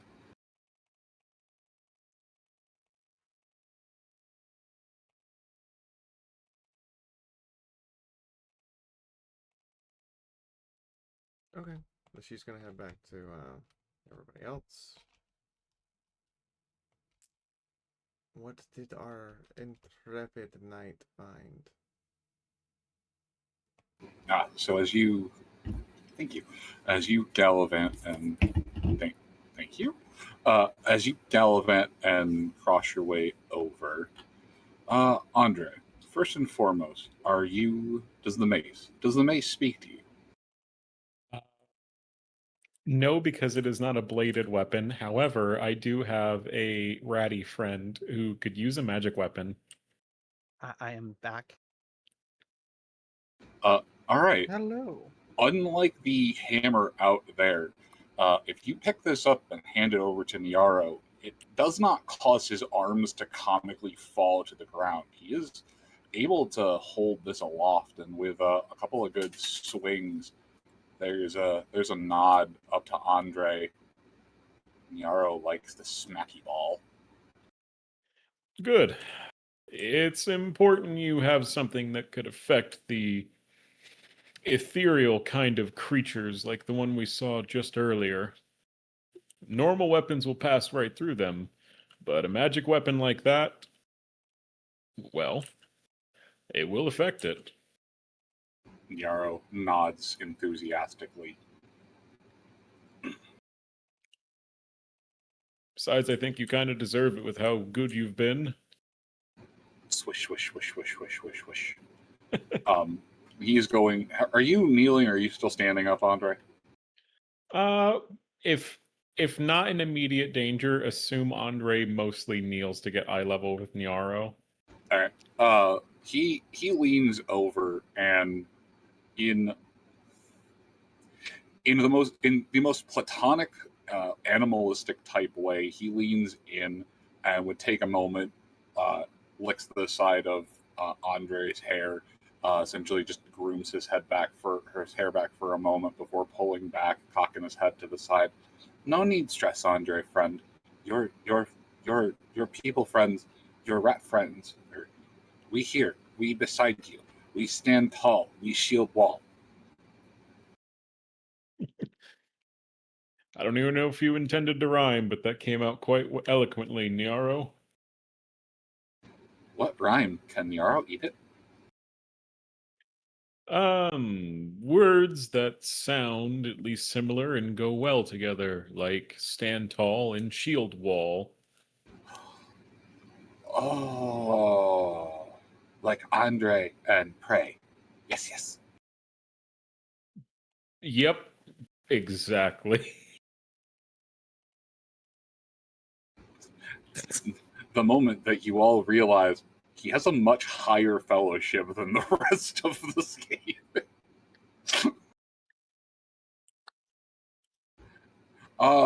But let's see, Lucia, you make your way over. Niaro's holding a mace half the size of his torso. Mm-hmm.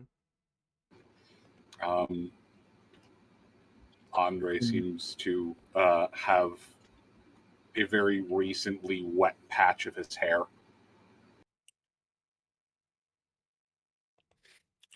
Niaro looking like a fucking goblin fanatic with that mace. Yeah.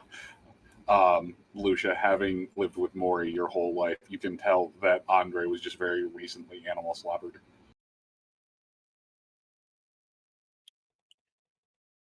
Good. And as you make your way over, because I suppose you would have a somewhat better angle, or no, there's no reason. Never mind. I retract my statement. Are you stopping at Oscar, or are you heading past?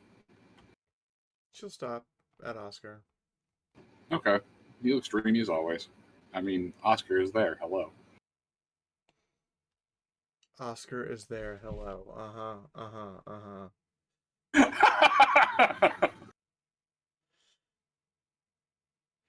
Moon, are you sure I'm fangirling and you're not fangirling?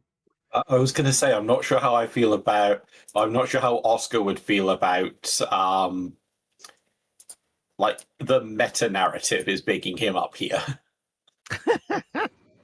Who's here for Oscar, Lucia, or the DM?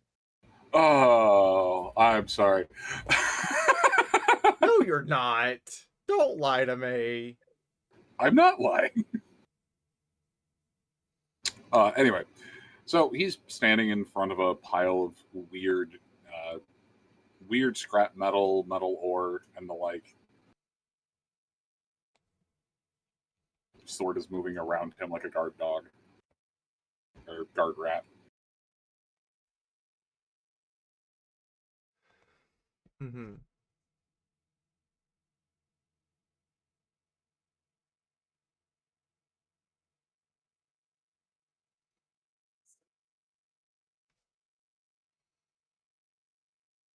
Is everything all right, Lucia?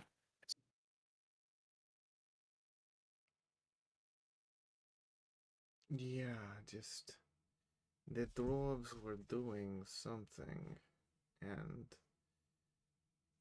it involves regular magic.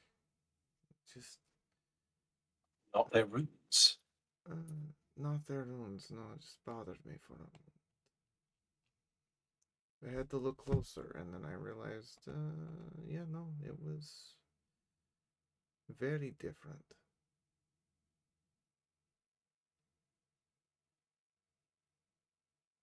I mean, to call them secretive would be an understatement, but even for someone taught by them, I've never heard of them employing anything other than runes.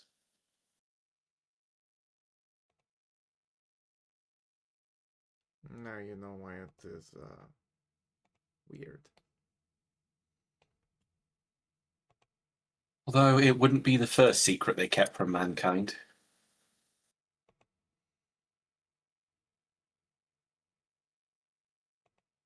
But Did you know they had their current level of gunpowder technology at the time when they first allied with Sigmar, but they didn't give it.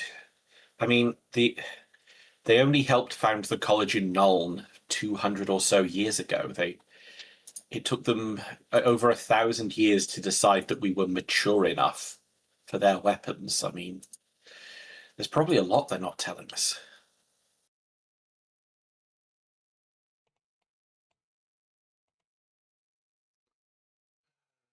yeah, I suppose. Just unnerving still. Everything down here is unnerving, I find.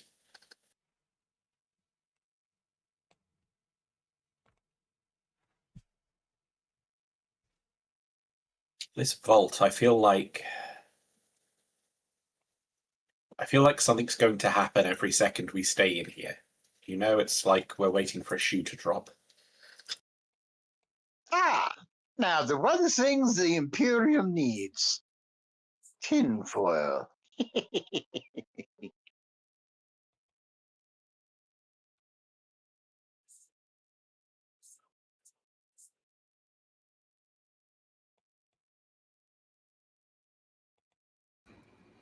No, there's strangely a large absence of shoes and boots in here. I mean, I could drop one from where I'm perched, but I don't think that's what he meant.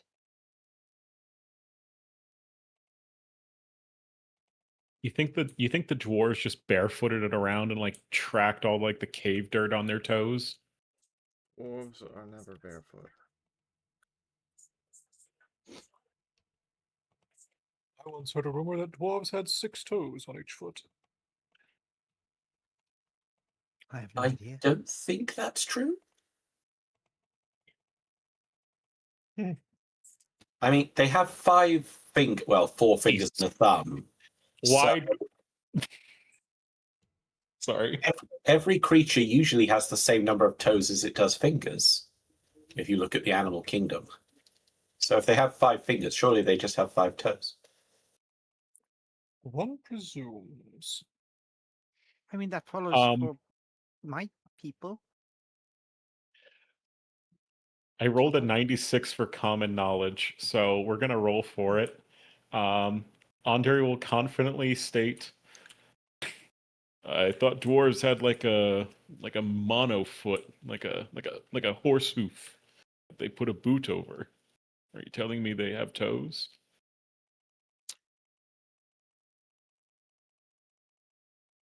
I have no reason to believe they don't. I am going to say something right now. It is sometimes better to keep your mouth shut and appear stupid than to open it and remove all doubt. I discovered the ability to breathe coffee. Thank you, Andre.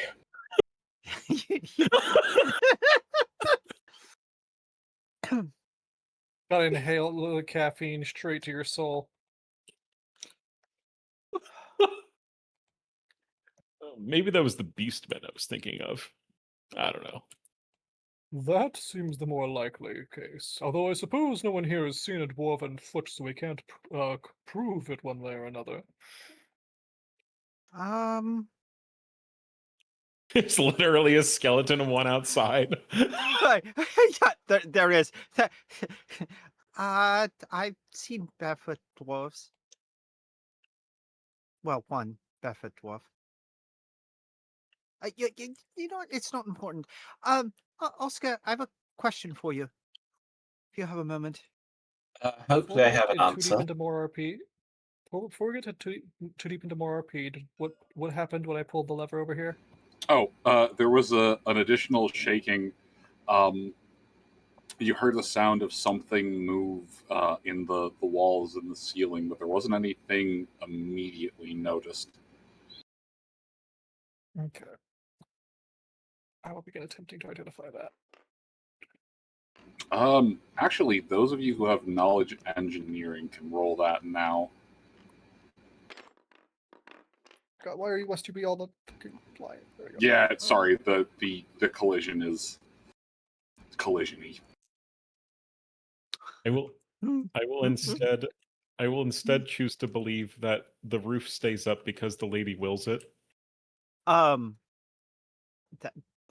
is a 0-5 for an engineering check.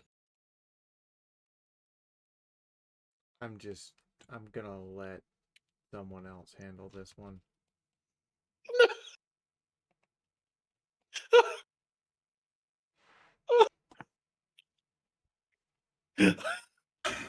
Amazing.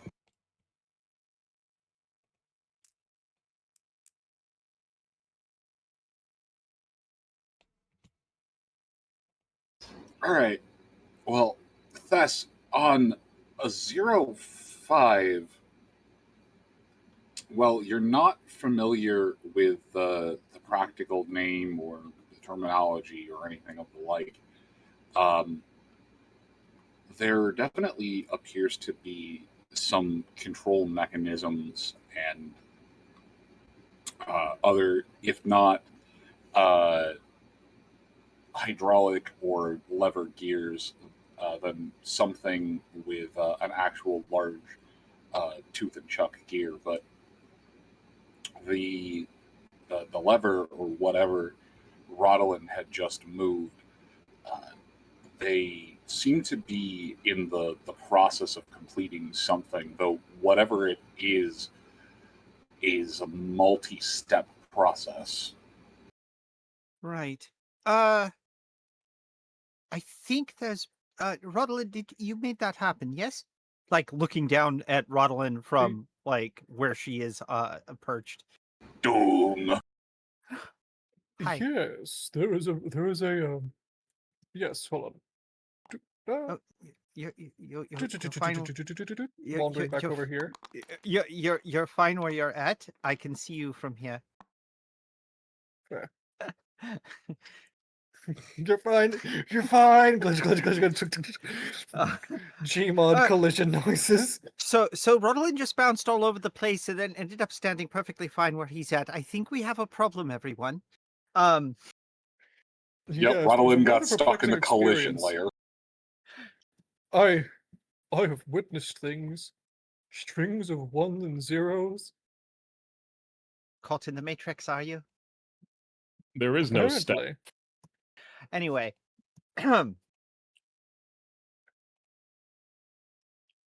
Yes. I'm presuming that someone else pulled another piece. So I think it's part of I think there's more levers or something to pull, and I'm not sure what it's doing, but it's like the plumbing, the water tubes in the manor house. When you turn the thing, water comes out. You can kind of hear it running through things.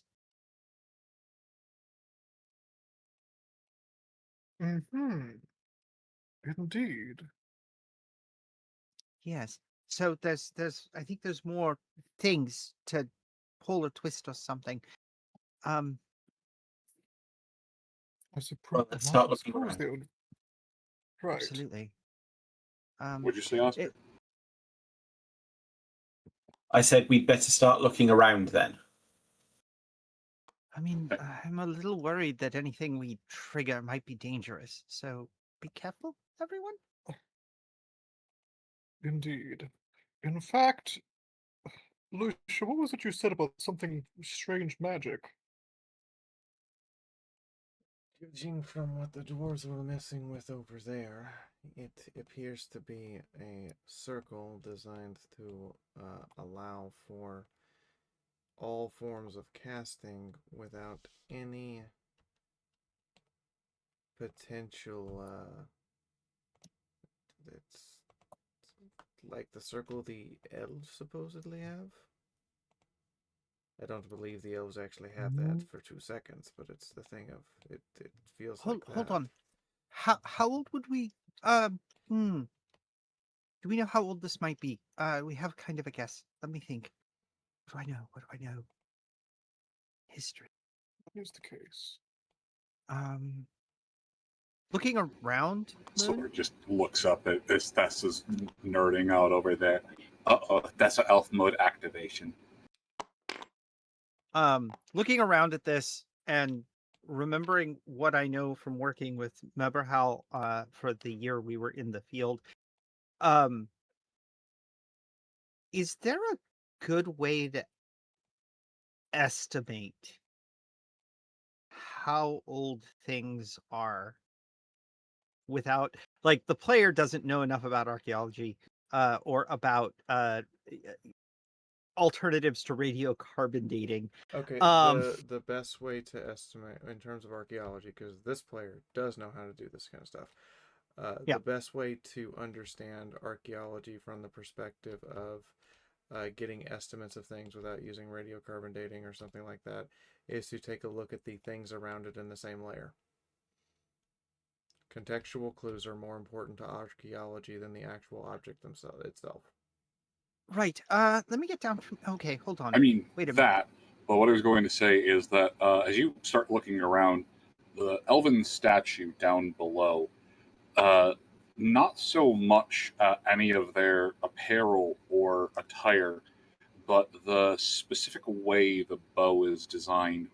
There's a layering in the composite process that they have long since phased out as they found a better way to do it a Okay. couple thousand years ago. Oscar, you know dwarven history better than I do, or Dawi history better than I do. When was the war of the big disagreement between the elves? War of the beard, I think it was. That's one of its names, yes. It was a long time before Sigmar, even. They don't like talking about it. I just need a rough time. Well, possibly 2,000 years before the Empire. Right, so About 3,900 years ago. Oh, I should warn you, do not use the War of the Beard name in front of any dwarfs we might meet. What is the proper name, please? So I don't make that mistake. If you're speaking to a dwarf, it is the War of Vengeance. Excellent. I will remember to call it that. Right. That style. I'm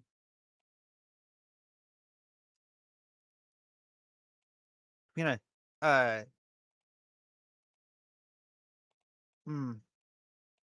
before I hop down from here, was there anything else in this pit that I am up here?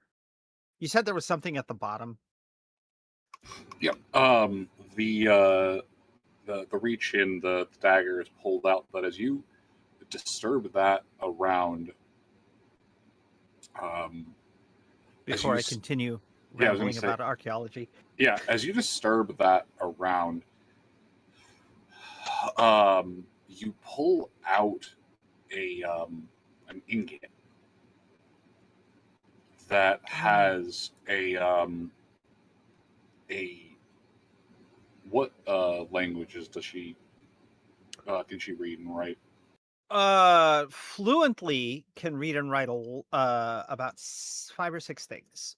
One of which is Elven. Classical, which is kind of like Okay, not Latin. No, yeah, it's not Latin. Reichspiel, Atharian, Talayan. She speaks the Lizardmen Classical was language. Greek. Yes. She speaks the Lizardmen language fluently, and has a smattering of other little bits and pieces she's picked up.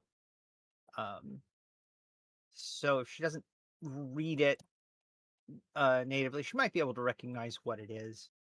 All right, she can't. Yeah, I was gonna say she can't read it, but she can recognize the couple of. It's not even true runes. With enough languages like that, she can tell that this appears to be some kind of individual lettering or some kind of stamp. But it's definitely Dowie in linguistic root. Oh, I might have something for you to read. No, I was thinking, uh, if this place is old enough, you said a circle similar to what the elves had. Which should I make having been around elves? Yeah, go for it. Should I make a what would be an appropriate skill? Lore arcane, general knowledge. Ooh, yes, Lore Arcane. Thank you. Ha ha ha! 23, which is out of 70. So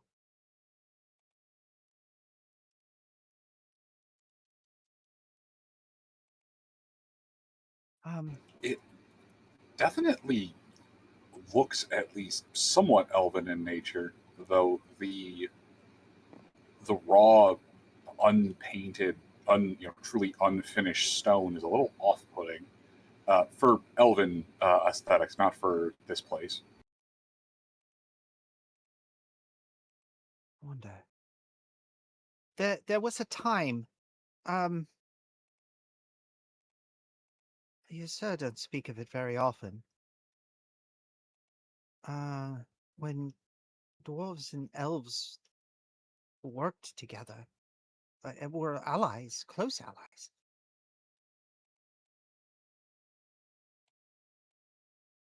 Interesting.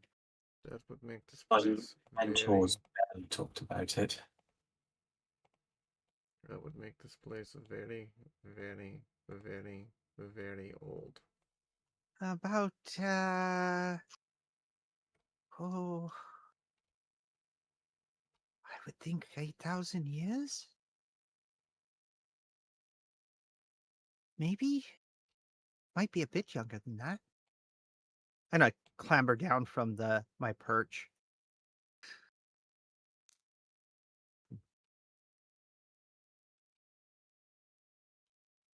Reminds me of a joke I heard in a tavern.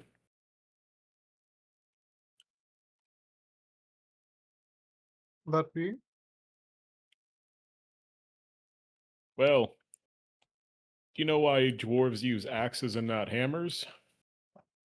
They use hammers. It's maybe a. Never mind. Why do dwarf use hammer axe? Why no? Why not? Why? Because elves live in trees. Oh, Nero thought it's because dwarf have axe to grind. Or they're asking Well, I questions. suppose Never stop, Nero.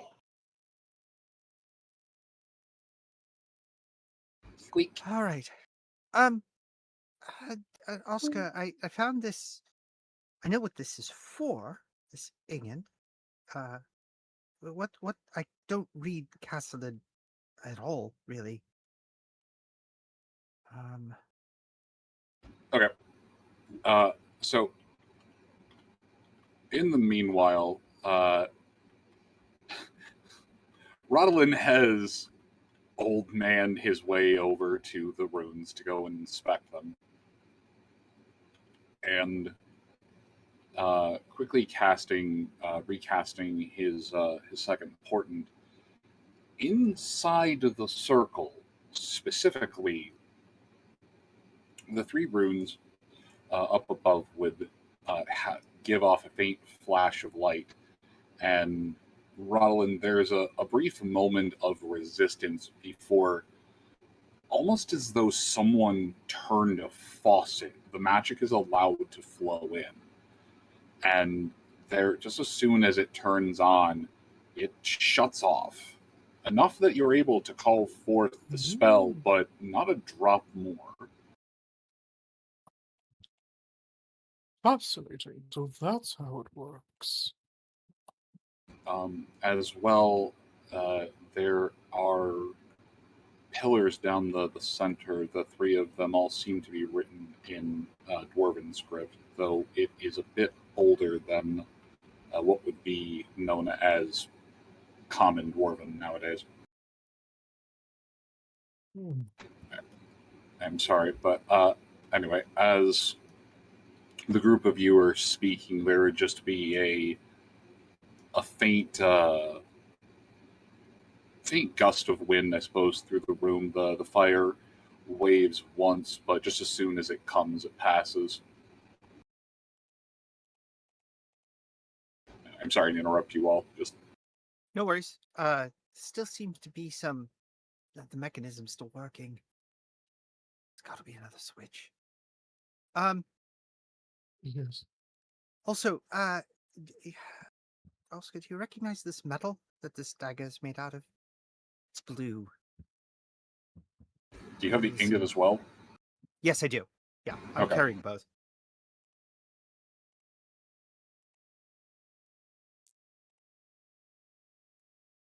Walk over there to. I'm Well, inside a. Do I roll a check for it? I'm upside down. Yes, please. Though you do What is not the- have to roll. I was going to say, though you do not have to roll a check for the ingot,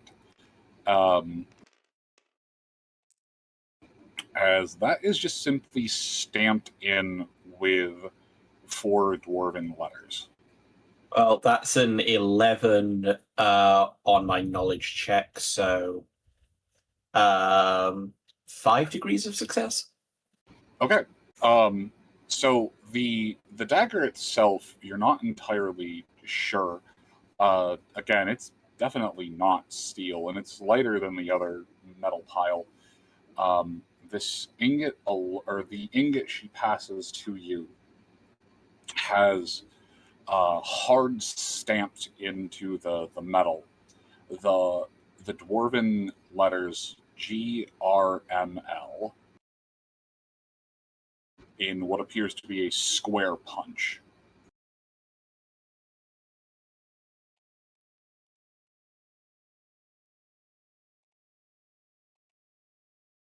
GRML. Could this be an ingot of the material you were talking about before? Romrill, it's very likely.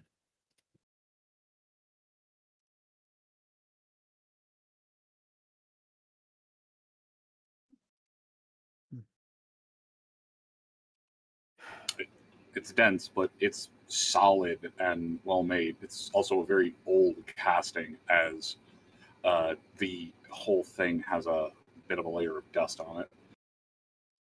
Right. Starting to get a feel for some of this place, I think. Well, Castanets, if this is what coins. we think it is, Yes. I don't think. See, I'm torn because we shouldn't take it because it's not of immediate use to us, and that goes against the oath we gave the spirits. But at the same time, dwarfs value every ounce of Gromrill they could possibly get. So a workable ingot like this, returning it to a smith or an engineer or a runesmith even, would be perhaps the greatest deed we could do for one of their craft, to turn this over to them. Well, So I know. Sorry, go ahead. I am conflicted. I have this. Go ahead, but afterwards I have a compromise. There's a dwarven smith in town, I think. Ulrich mentioned him. Yes. I don't know his name.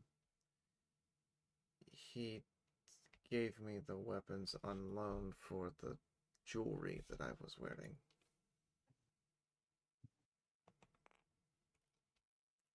But I believe even a single bar of Gromrill is worth more than these weapons combined. Well, we should definitely consider returning this at least to him. I believe if we were to take an oath of some sort to do so, the spirits would allow it, but I don't know the correct words to use in dwarf.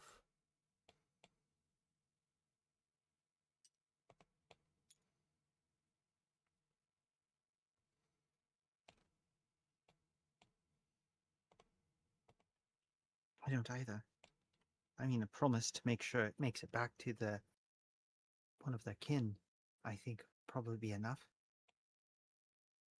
Is going to look back towards the statue in the other room, and the room also where we met the spirits, and he's going to say, "In this full sentence is going to be in Kazalid, but I do not have enough grasp of the language to actually do a translation on the spot." So Oh, you're fine. he is going to say, "Morgrim, scion of the engineers, master of the forge, brother of Smegnir, the shaper of ore. I have found this most precious of metals to your son's sons and your daughter's daughters. In this hall of your gold, and by the blood in my veins of the alliance between the dwarf and the man that has stood inviolate for 2,000 years,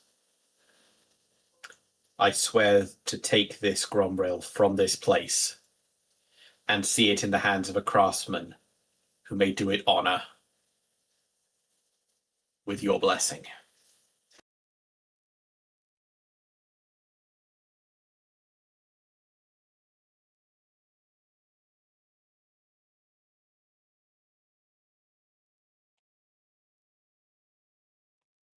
Right.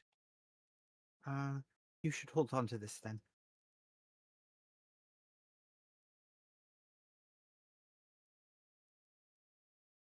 Well, hopefully that worked. Well, I suppose we'll know when we try and leave. If we run into the dwarves from, that we were staying with before on our way out, actually, we should make a detour to find them just to make sure. As you make a solemn prayer, you hear something in the back of the room shift and essentially fall to the side. But aside from that, the room remains quiet.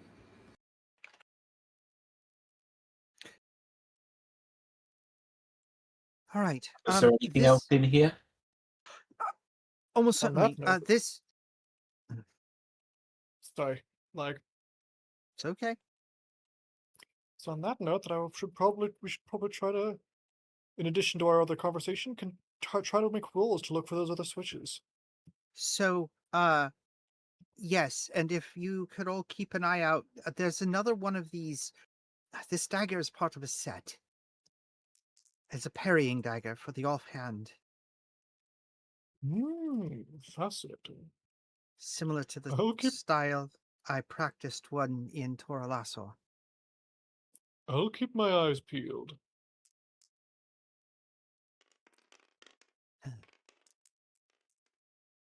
True metal white. Why is that so familiar to me? All right. So let me get some additional perception rolls from you. And where are you all going to move to explore?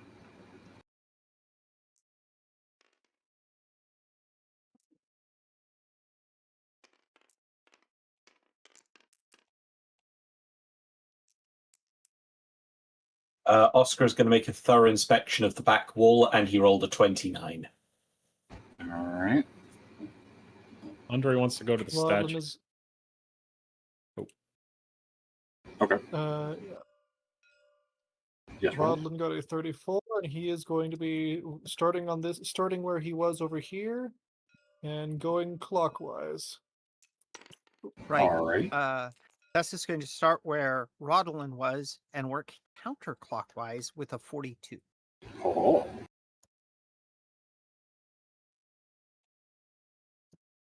All right. Do we get anything for the candles or no? Yeah, I'll give you +5 for the candles. Oh, 93. I'll use a fate point. Fuck it. I can't save a 93. I'm sorry. 83. About just as much ass. I'm gonna say, was let the me one give fate me point we had. I'm gonna say, before you give a reroll on that, let me give Niaro a chance to roll since he's right beside you. Fair enough. Andre's still feeling piss. Like all of my rolls tonight, I present to you live on camera a natural 100.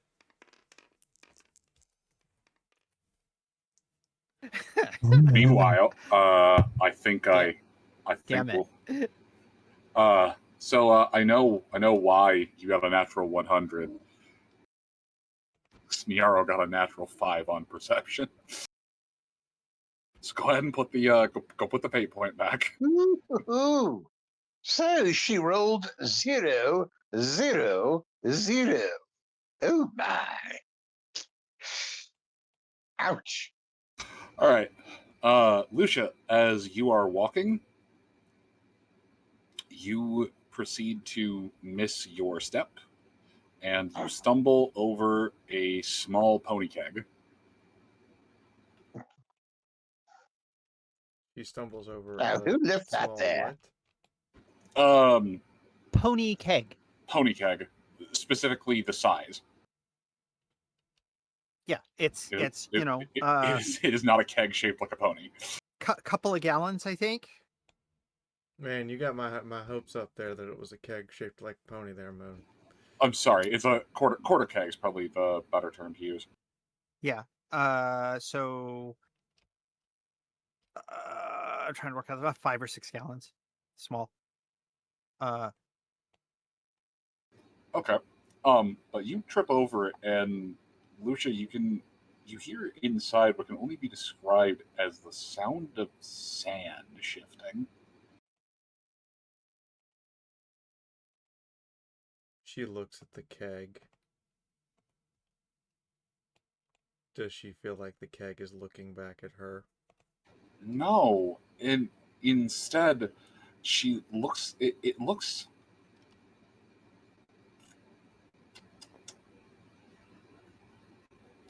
It looks like if you stared at the keg too hard, it might explode.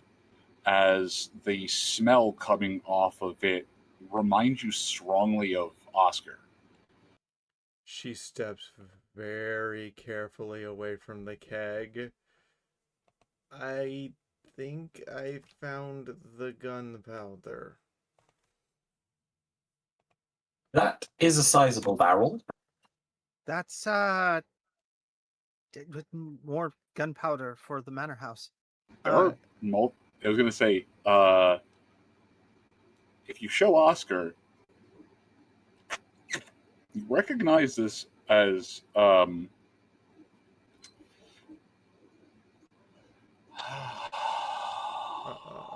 Oscar, the keg shifted.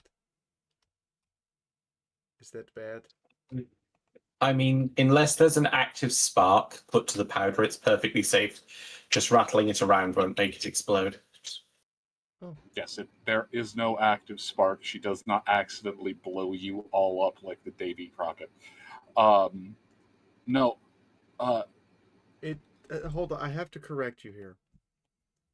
The Davy Crockett man-portable miniature nuclear weapon did not blow up its crew on accident. That was a feature. Understandable. And in that same vein, as it's moved around for the young engineer to see, you can clearly make out the word along it that simply says rune powder. Powder.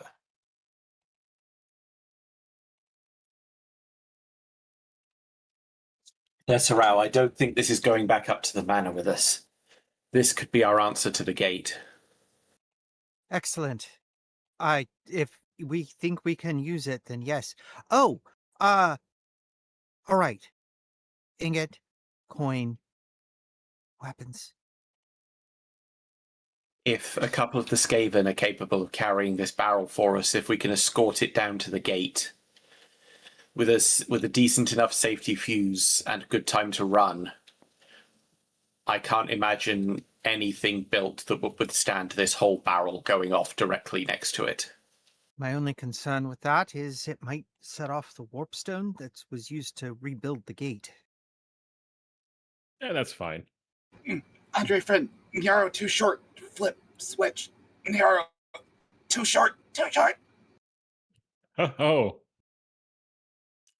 Andre will walk over and assist Nyaro in the vertical department and give him a little lift so he can do it.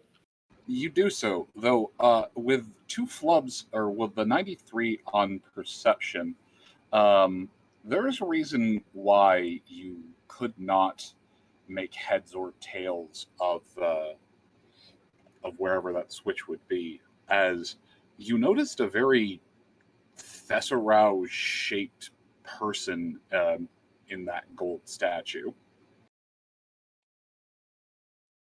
Beg your fucking pardon. What is there like? Is this like one of those like Buddhist death fucking statues where they like sealed a lizard person in it?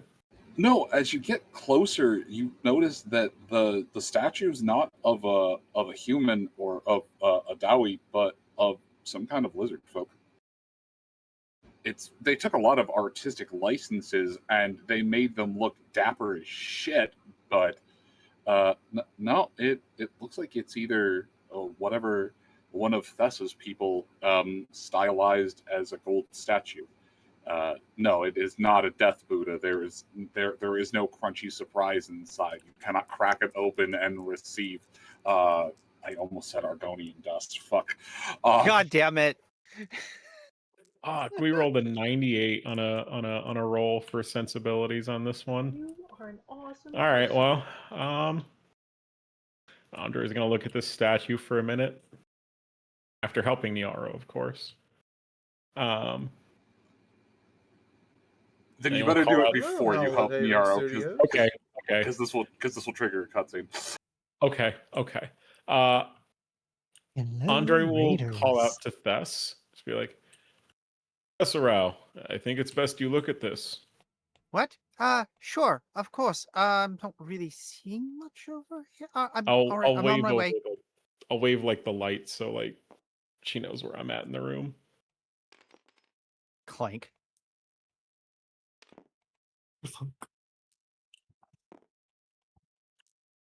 Andre will lean the candelabra like closer towards the lizard statue. Be like, look, it is a sign of your foretelling. Gonna kneel and it's fallen over, kind of like how the Yes. picture. Yeah, I'm gonna kneel and take a closer look at this. So as you make your way closer, you can tell there's something wrapped around the base of the statue, and getting closer, it looks like the artist took the lanky nature of an elf and tried to fuse in the strong grace of a Soros warrior, and just kind of created some kind of fan fiction type lizard creature. But there's definitely Lustrian features in the thing. Scales, obvious frills, but it seems to be armed with modern metal weapons, or well, and modern metal, I say. It seems to be armed with a metal weapon and shield, as opposed to the standard Lustrian style of Manchottle and Scale Spear. Yeah, or fucking obsidian. Yeah. Whatchamacallit. Yeah, they don't look like they were. This statue explicitly does not look like it was plucked straight out of the Aztec era. Yeah. I'm gonna tilt my head and kind of. So, I have a question for you, and it's Me? yes, you referee, and it's going to matter a little bit. So Soros and Thes's spawning have moderately different facial structures and features. Is this more like the much taller and stronger, broader headed crocodilian type? Or is this functionally more like Thes? This is functionally more like Thess. The facial features are almost humanoid. Yeah, And so- there's some real emotion on the face and especially in the lips, which it has lips. I mean, Thes sort of does too. That's Right, why which yeah. which as far as I can tell, the rest of the Lustria and the Soros, they don't. They have reptile face. Yeah. they have Andre's reptile gonna face. look for the ears on it. So not so much Naturally. ears. However, you do notice that it was the artist sculpted a helmet onto it with a pair of swept back horns. That looks too uncanny. Ah, the winds of fate blow back and forth and touch your old ones far in the past, and inspired the artist to make this. You must have been on their mind. No, there were lizard people here. But there's not just any elven type lizard, is there? No, as far as I thought, my spawning was the only one that had the different. It's not even elven-like. Look, okay, so, Soros, the actual Soros, which most people meet, they're broader heads, more like crocodiles. This is almost draconic. More like me, in my spawning. Even the horns complete the appearance. This is weird. This is very weird. So, a predictive chess statue. Unlike predictive text. Armed with sword and shield, even. I take it as a sign you were meant for greatness. Everything to you is something meant for greatness. Speech to Thess. Speech to Thess. Ooh. All right. Looks like However, if as the two of you Andre's are, going to need some burn ball. however, as the two of you are scabbling, squabbling as you do, as Andre helps Niaro flick the lever, the final rumblings are heard throughout the lot of this place. And Lucia, you are far enough back, or well, you would be over here by the torch, in enough place that you can see, for lack of a better word, what looks like the part of the wall falling away, swinging out. I should turn that around.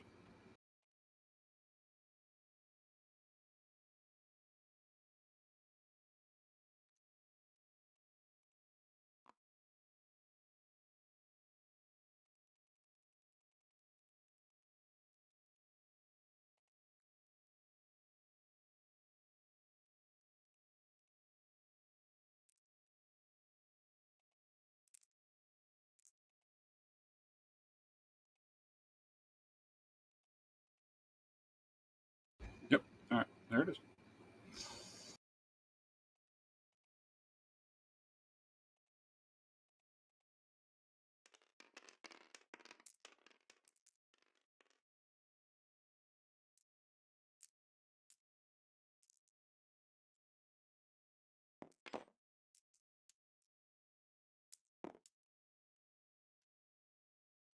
In yellow.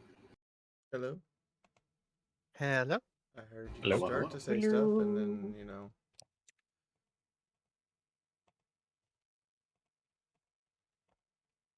Oh, my apologies. I got real quiet. I thought something disconnected or something.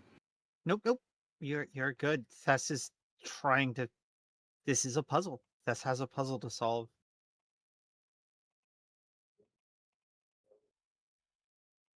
Quite the brain yeah, puzzler. with her, it's I a mean, puzzle.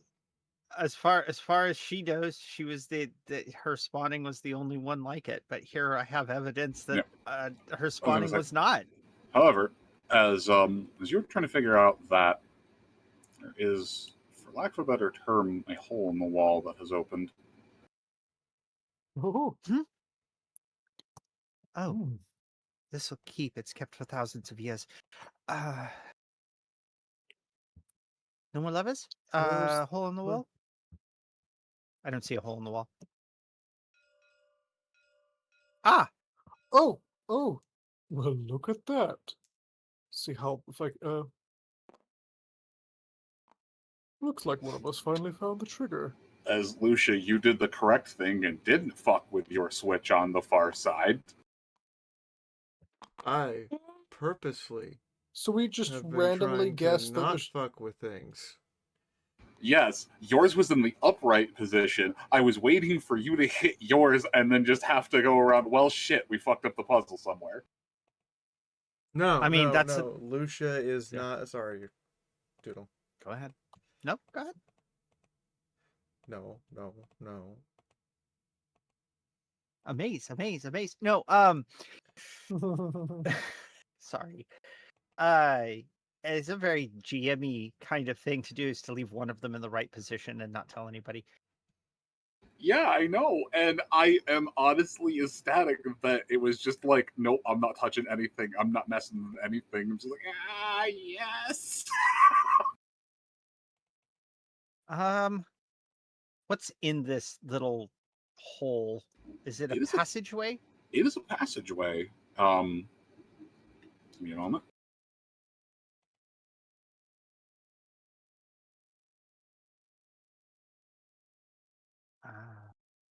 And it goes upwards, doesn't it? It does. Right.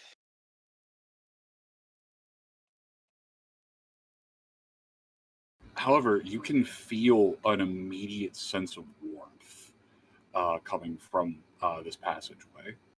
Right. Warmth up. Dang it. Anyone? There's a foundry up there. That seems to make sense given what we've seen here.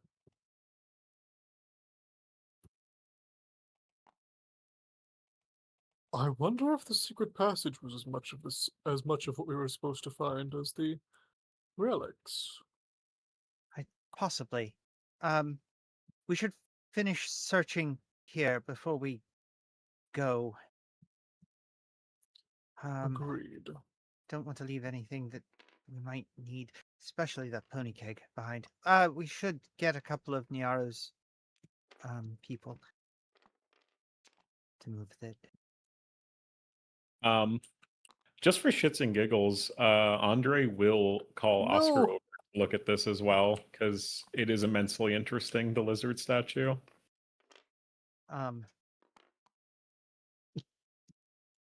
I do not even know where to begin thinking about this.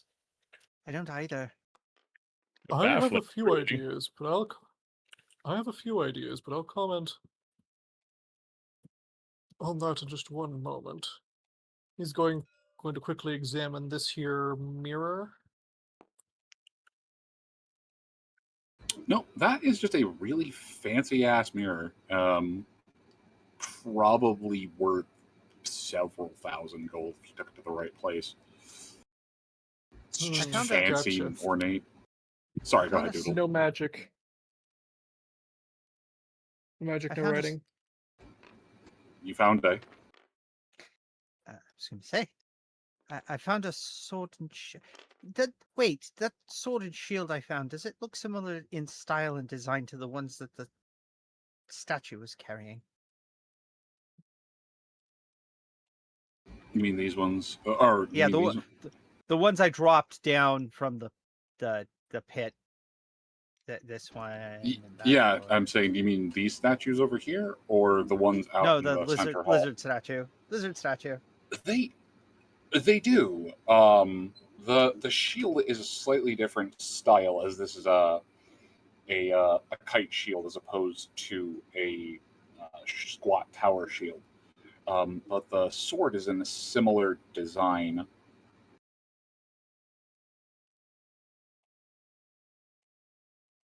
I suppose I should probably maybe take them with me. Extra weapon's always good. Shield even better. Indeed. Oh, that statue has me thoroughly concerned. I mean, I knew there were others here, but As you spend more time looking at it, you notice its features are a lot rougher. It looks almost like a first draft.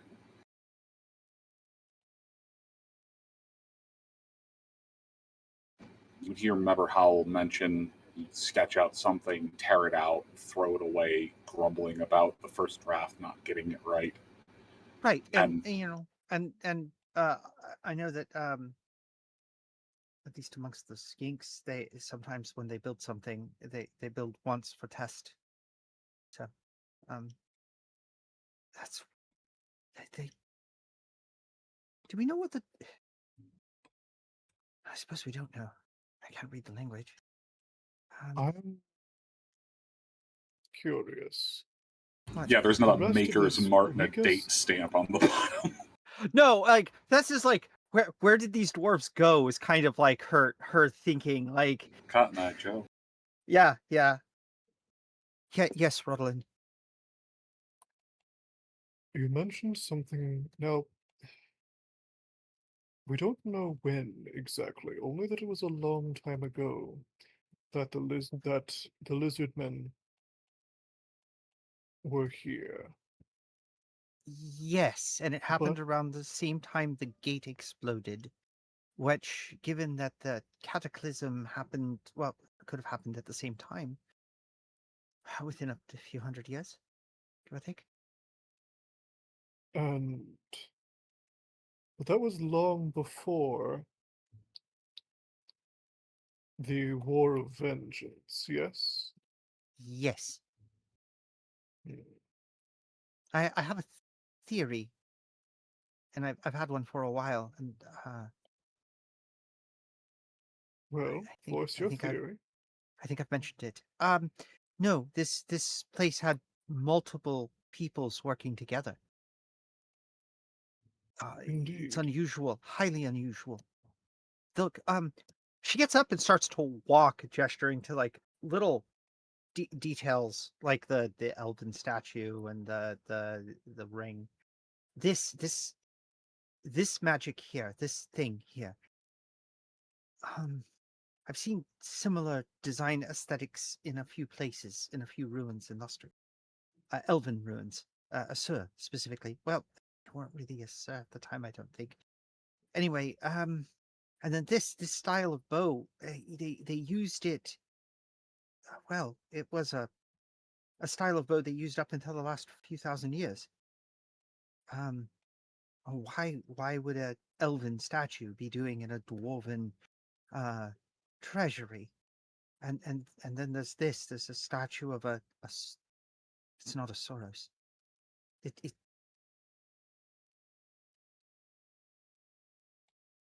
not a Soros. Its head's the wrong shape. It's like me, like mine. Why would there be one here?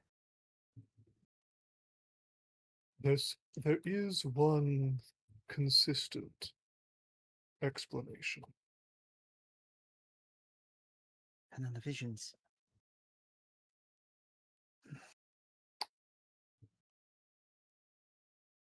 Yes, Taking what sorry. we know together.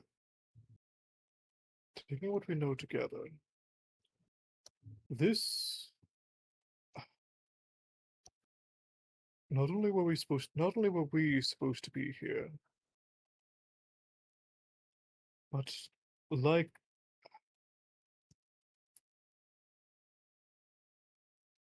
it is there are many things in this tomb that are a very small likelihood to be coincidence.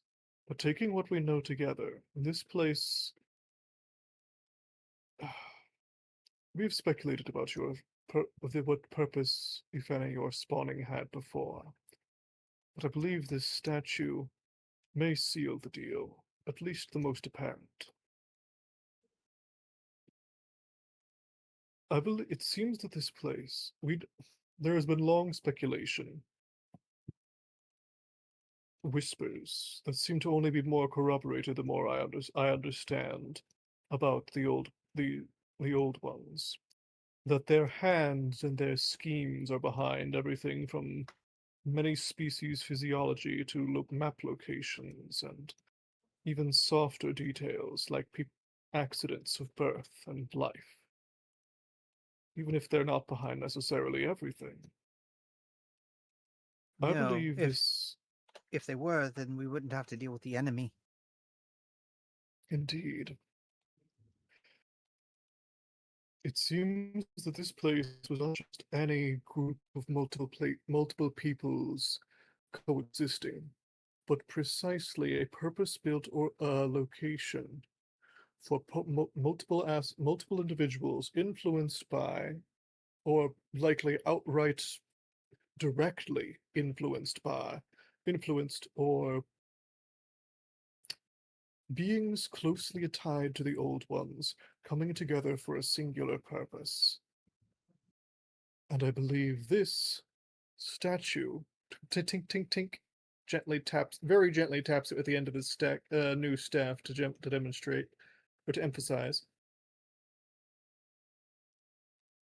was more than likely a diplomat or representative, an ambassador, both of the lizard folk and a mediator between them. Consider it. An urge and instinct to understand other cultures and persist among them. This place where dwarf and elf lived side by side and functioned with clear purpose, close to both an old one gateway and an enemy attack upon it. Last but not least, when you and your whatever variation your spawning was no longer present for great lengths of time, those elves and Dawi, who were influenced by the old ones, ceased to be able to consistently collaborate as their differences ground against one another, with those meant to mediate between them no longer present. I mean, it's possible, but there's something else you're missing.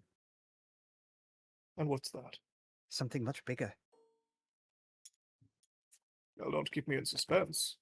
Most cities that were around off of the continent of Lustria, from what I understand, with a few exceptions, most of them did not have contact. But we know, with lizard folk, we know that a number of lizard folk tried to come here and build a new. Oh, I didn't tell you this. I forgot. There was a colony of lizard men here trying to recreate Lustria. But there's something even like that this. was still missing. Something else. If they were here before the cataclysm, it's likely that they had contact with the old ones directly. And if the elves and dwarves, the timelines are such ancient timelines are difficult to parse. But that would line up with that would line up. Elves, dwarves, and lizard men, but perhaps others we have yet to discover the evidence of. I've seen a lot of skeleton. I've seen a lot of skeletons down here. I haven't seen any halflings or ogres.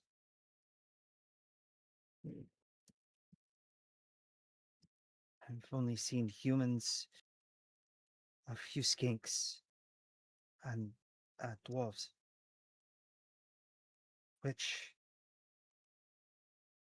it's possible the other races weren't here? And some of the human skeletons could have been elves. It's also just as likely they may not have been here in high volume. We do know at least they had trade and communication by the few elven things left about, and well, gestures to the big circle over here. It's likely then there are at least several other locations like this one. I can't say if there are any other locations where they would have tried to recreate Lustria. I don't have mean- enough information to say that. As far as I know, they didn't journey outside of Lustria really, except to engage in warfare when necessary, to fight the enemy. I know a few were on Ulthuan. I think it's all fuzzy. I It's so know- hard to think. I know of only one other place that matches those conditions. A jungle with similar jungle with similar Oh yes, the Jungle of the reputation. Gods. Yes, Yes. I have attempted to help translate artifacts and information from there while I was in Tor Lasso. It was one of the reasons why I was there. Indeed. If there was I- truly an attempt to colonize, that may be perhaps it is simply that was a pre-existing location, or equally likely, may have been a successful attempt at what colonization you saw to begin burgeoning here. Right. Well, I'm a little more surprised that all of this happened around the same time that the old ones were still around. I mean, I suppose eventually, when you go back far enough, they're around. So, but that's interesting. what not my- fascinates me most here is both the fact that there are some caches like this one, which, let's be frank, can't be the only one. This place is too small. It would have to be the center of a sprawling city complex, larger than we've even seen, for it to be one of, if not the only such location. Look, especially given that it's connected to a gate. If And there Mhm. were other places where the lizardmen were, likely they all had gates, and when the enemy came, the gates exploded. There's almost a blind spot in my knowledge when that happened. And it's possible they were laid to waste. Either way, this does not solve our current issue.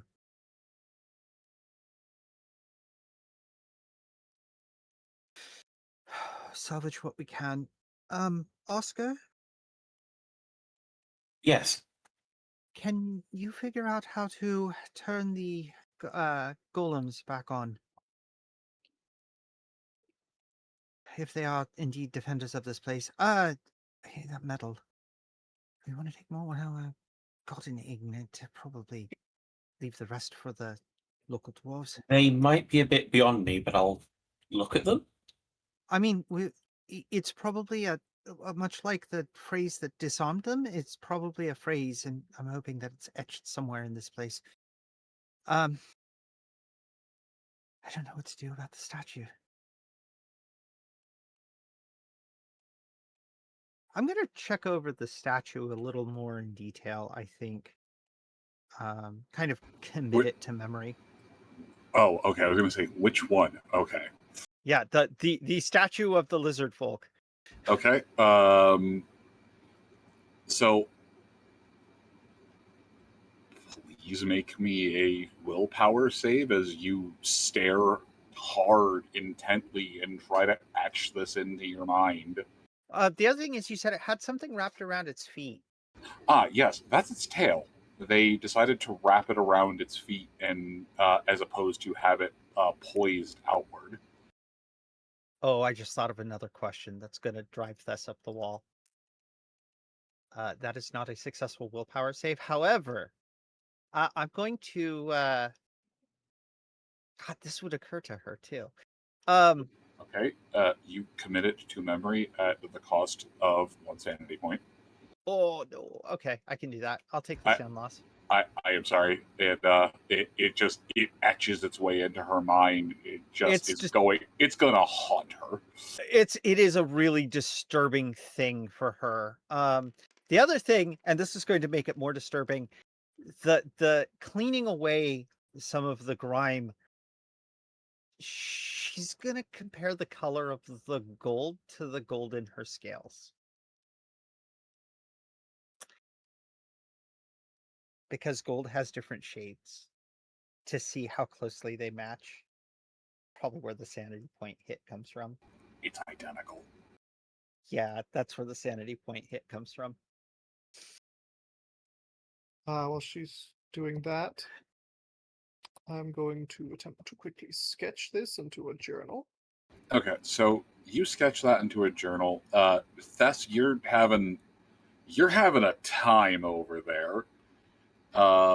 Lucia, you've managed to get a couple of Niaro's finest make their way in and ferry the keg around to wherever you need it to be.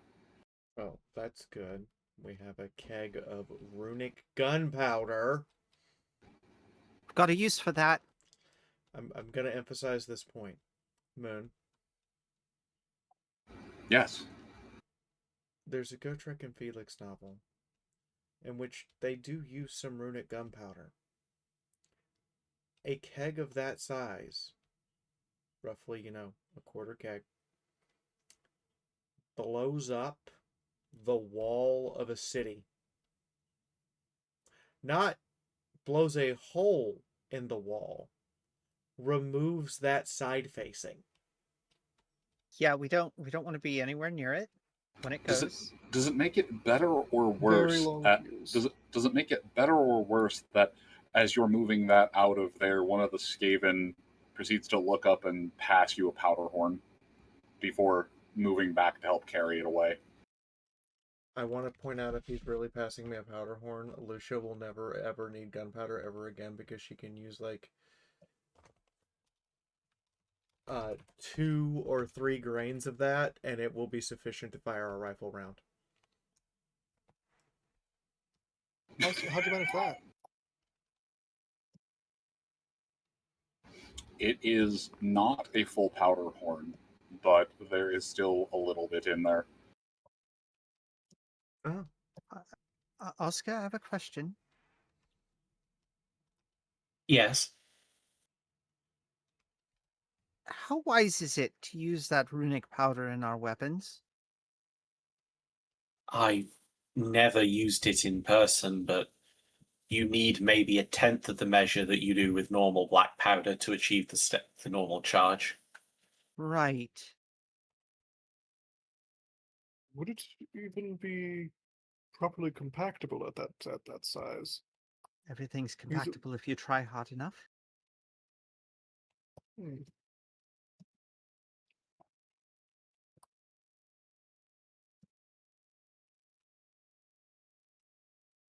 All right. Hmm. Hmm.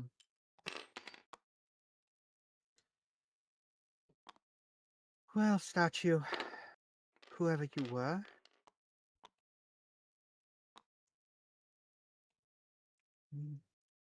this looks like a draft, like a first attempt. I suppose the question then, was it the first attempt of the sculptor, or was it the first attempt of spawning? Sculptor, I think. Well, could be both, but the features are a little more human-like than mine. So, I don't know. I don't know if we'll ever know.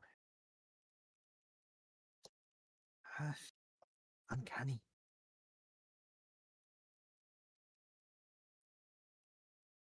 All right.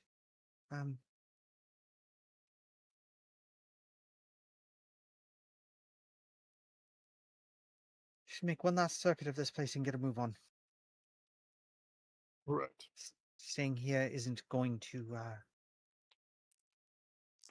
accomplish anything. May I attempt to roll a look for anything we might have missed? No, that is too generic of a role. Okay. I am very specifically poking around trying to find the pair to the dagger. Right. You look and look and look and are unable to find anything that seems like a mated pair to that dagger in here.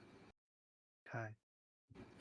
Even the other sword, while it's of a similar smithing style, stylistically, they're nothing alike. The army of Fiora has a new officer. Yeah, also different Should metals. Woohoo! Thank you, I should Arbor. do I should do this while I have, the time to do so. Not whatever potential combat is right on the other side of that tunnel. I'm going to see if I can attempt to identify the magic of the staff, what it actually does. As far as you can tell, it seems to help with astrogation and travel. But the material, whatever that globe is made out of, seems to be magically conductive. Okay. I must have missed the staff at some point. It's also just made of the base is also just made of solid brass, so it also is pretty sturdy in your hands, and you're fairly confident that you could smack someone with the base of it without damaging the staff. Fair. Could I be like full Gandalf blocking a sword with it, or I don't know about that, but Maybe not blocking a sword with the middle, but definitely the end.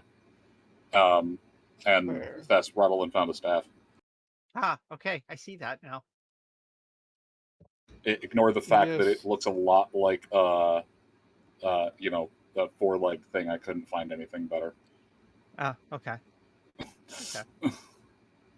But it does do note that it has the crystal atop looks like a globe, complete with sextant.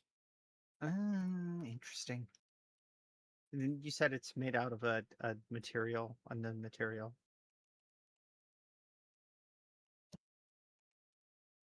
Well, whatever the globe is made out of, yeah. The rest of it just looks like brass or yeah.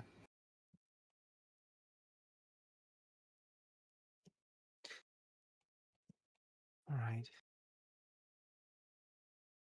Is that what color is the globe? Is it similar to any of the other weird metals that we've seen in here? The staff itself is likely some kind of a composite alloy. Yeah. I was more thinking the crystal. Yeah, I was going to say thing at the top. globe. It does look like it was carved out of a single chunk of stone or crystal. Right. But outside of or other than the fact that it's painted over and decorated, it's hard to tell exactly what it is without scraping into it to try and get some kind of a sample. Yeah. It just looks like a large bluish crystal. Don't want to damage it. So, no, digging into it's probably a bad idea. All right.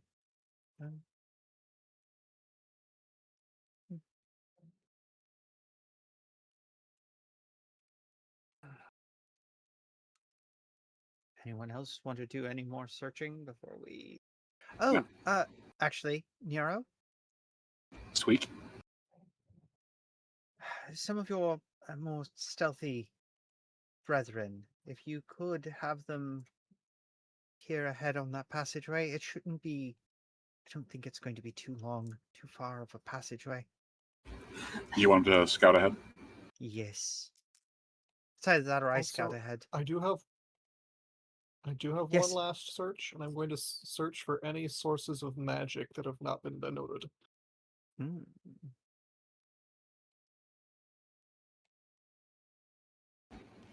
There's a handful of things that have faint traces to them, but nothing nothing that is inherently magically screaming at you.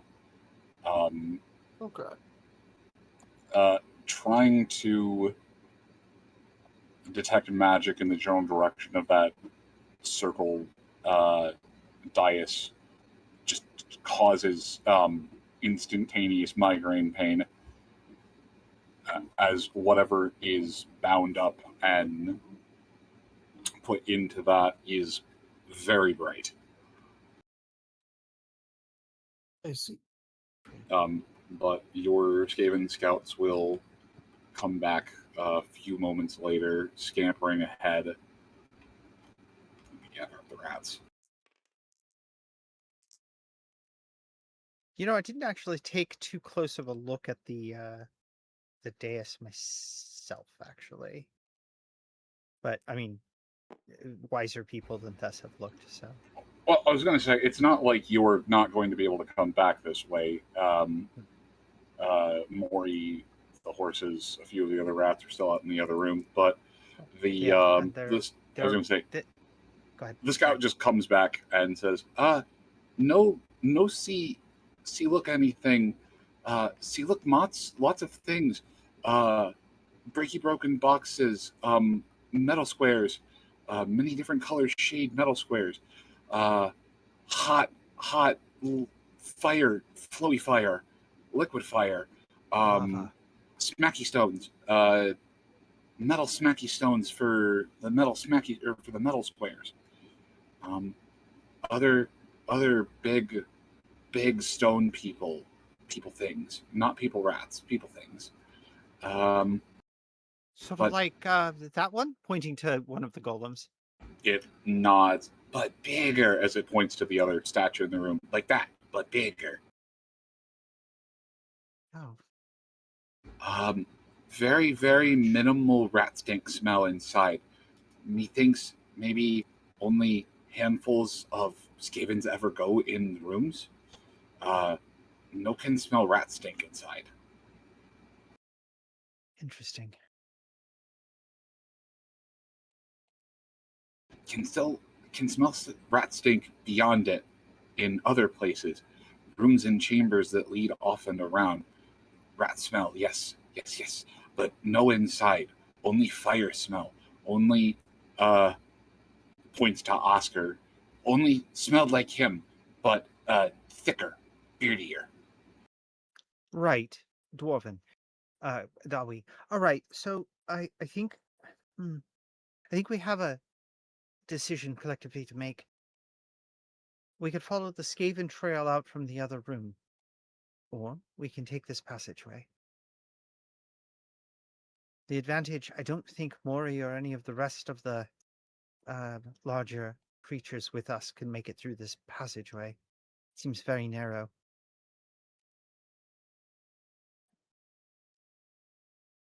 No,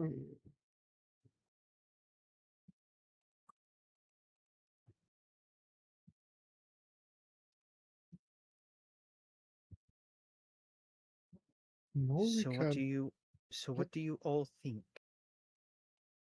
Well, if it weren't for overall, I slightly favor this passage, but if Mori can't, then we might be at an impasse. So we'll have to go the other way. Well, at the very least, I think we should at least see where this goes enough to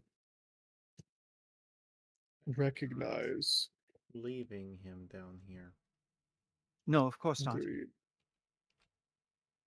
Can Mori make it through this? Can he squeeze? Looking at it, it looks really narrow. He cannot, but there is a way he can. However, I will also have to be limited in the same fashion. Bullet arrow. We start choppy cut routes. No. That will take hours. And this is expressed, we don't have hours. I don't know how long we have. I just as soon presume we have no time. It's safer. Alright, well, if that's the case, We can always come back. I am. Well, There is no condition in which I am letting Mori be out of my sight down here. We've already run into something that if he and it decided to be in the same room, we would come back and find one of them dead. fair. So, that much said, who wants to be a perch? I could be a perch. won't. I've got good shoulders. Alright, Well, give me a moment. She walks over to the circle and starts to channel for a minute, and she calls Mori over to stand next to her. And she is casting a spell. Okay. It will be a minute. Hold up. So the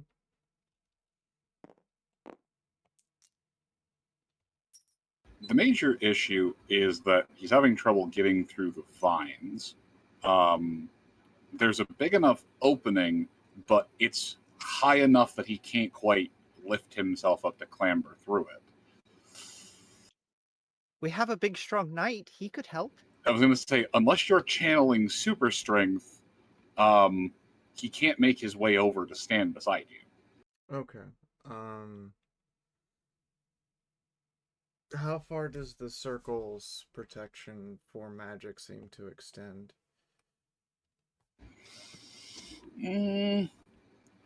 Few feet off of the circle, and however, once back in this room, there doesn't appear to be any or as much interference.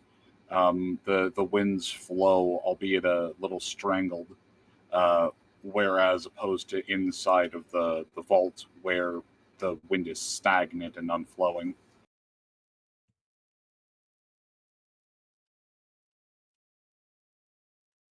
Alright, she's gonna go to where it's so Mori can't get anywhere inside of the stagnant, non-flowing area.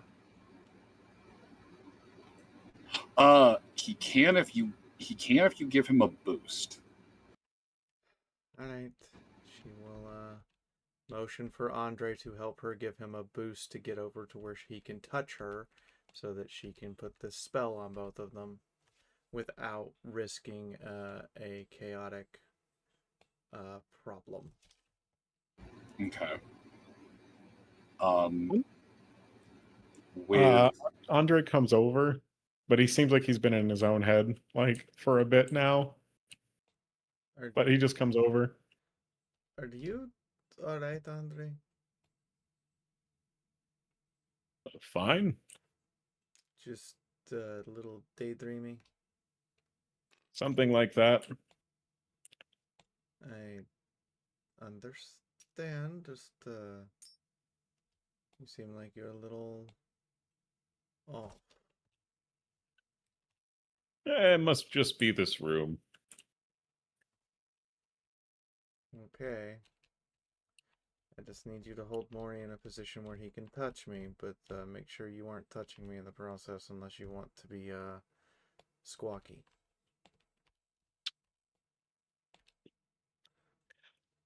Are you also going to touch Esperance? Why not? I'll hug all the animals. Yeah, she'll make a chain. She'll make a chain with Esperance.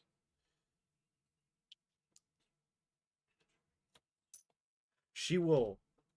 Hold on. She will talk to Esperance first and get permission. Oh God.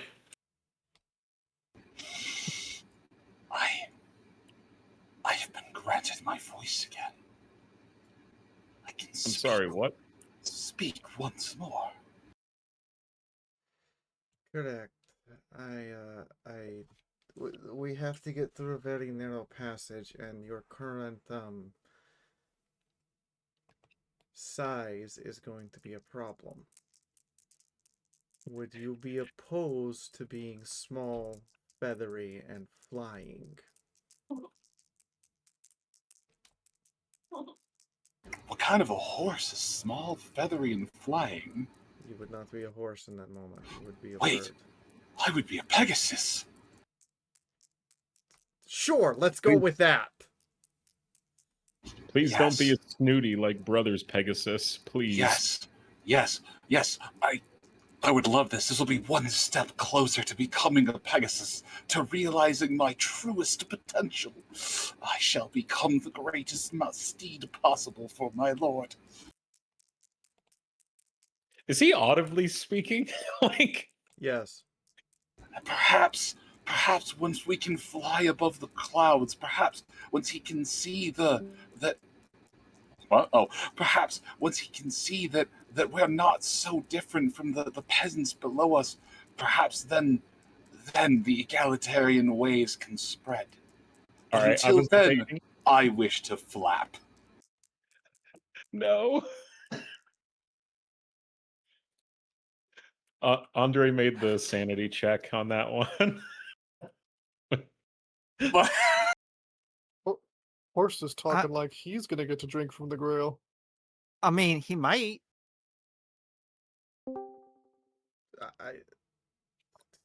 After all of this, I think the horse has fucking earned it. Yeah. Also, it's 11 p.m. Central Standard Time, 12 a.m. Or pretty close to Alright, Eastern Standard. So, make me your roll to get them to be small and flappy.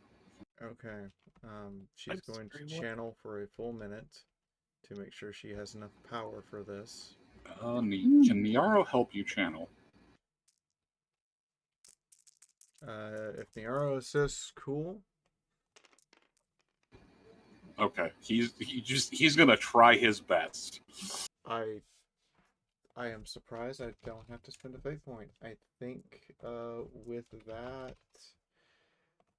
let me check the spell's requirement because she has to cast it. She has to cast it effectively 3 times. Channeling's percentile, right? Well, channeling is percentile. The actual act of spellcasting is throwing d10s. Okay, he channeled and gave you a 5. Oh, cool. Thank you, Niaro. He doesn't know what he's doing. He's just helping. He's learning.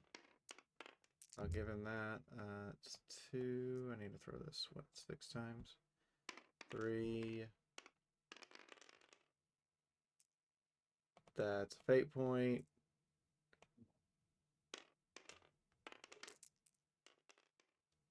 Cool. Okay, that was not a 10, that was a 7. But a 7, a 6, and a 10 are enough to get more than 21. In an instant, Mori, Esperance, and Lucia shift into being birds. Specifically, a small murder of ravens. A, that's adorable. B, how long does this last? And C, would you just like me to move your tokens to the end of that tunnel? Until she restores their form,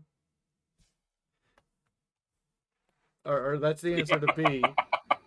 A, I agree it's adorable, but at the same time, we are now just 3 birds, Mori a slightly bigger bird. We don't do a lot of damage anymore. And C, sure. Yeah, yes. If we're going to go up through there. So Tess has 2 birds on her shoulder and 1 on her head. I feel like I'm an important tribes person. And the creepy I have part, all the feathers. The creepy part is they all look completely identical. Okay. I'm not sure which one of you is which. But this is weird. This entire place is weird. I just want normal. Indeed. Leave and go back and have normal things. Just for a little bit. Honestly, I could live with normal things for the rest of my life. Not important for now. But yes, No. the inside of here is a Also- very large forge, but we can stop at this spot if need be. I think this would might be a good place to stop. I mean, it's up to you, the two people that it is now sunrise for. I can verify it is now the sunrise. Yes. Or as you will never want to ever say in Japan, here comes the sun. God damn it. Here comes the sun. Do do do. Yeah, exactly. Here comes the sun.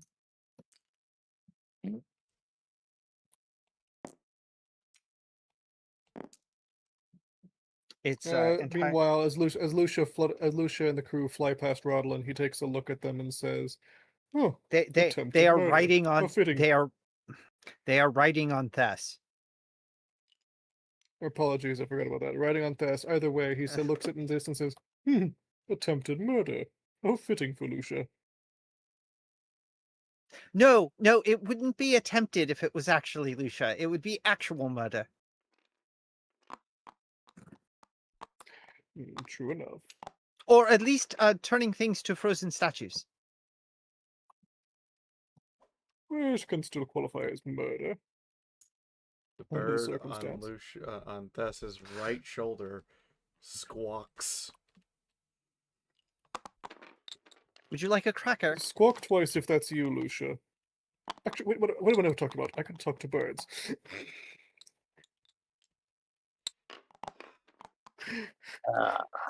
So I have to ask. I have to ask because the player, forgot that. Oh yeah, I just passively talk to birds. I don't have to activate it as a spell anymore. What did Bird Lucia just say? Squawk. Bird Lucia just said, "Hey, not okay." That's about all. That's Fuck about as far off. as we got.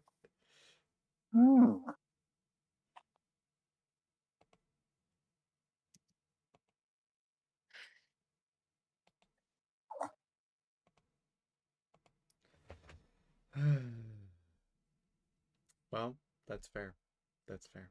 I should have seen this one coming. Anyway, I've been playing Lucia Blick, aka Next.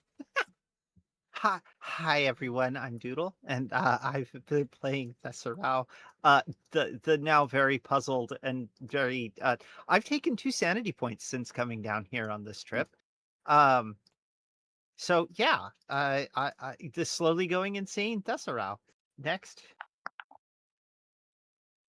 I have been Albion, joining you once again as Oscar Hertzsprung, the engineer whose life just keeps getting more confusing. But it looks like we're nearing the end of this place, and now he has something he at least understands: a big bomb. So that should be helpful. Next. I have been Rentalafid, and I have had the honor of playing for you a wizard who really enjoyed that last room. He understands there's a lot going on. He recognized this. He knows how to put his joy away, but he has gone from once, but he now has a second stick. A second magical stick. And this stick is also a navigational device, a crystal for scrying, and a map. All in one. He is very happy at this moment, even if he has more tact than to show it. He found a multi-tool. Indeed. Hi, I'm Shiny Star, and I've been playing Sir Andre Morehire, Noble Knight of Bretonia. And many shocking discoveries were had in the treasure trove today. And I'm beginning to wonder if Esperance can speak. Could they become a Pegasus as well? Who knows? I certainly don't.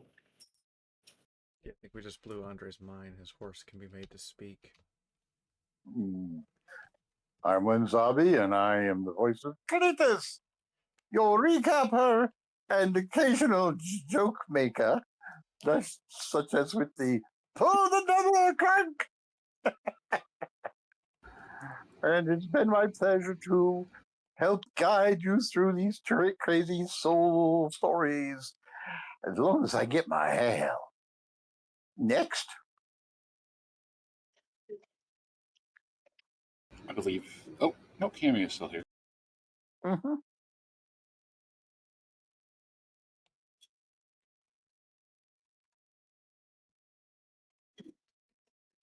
Hey, barmaid, bar wench. I know you're new, but come on. Okay. We need a refill on table 5.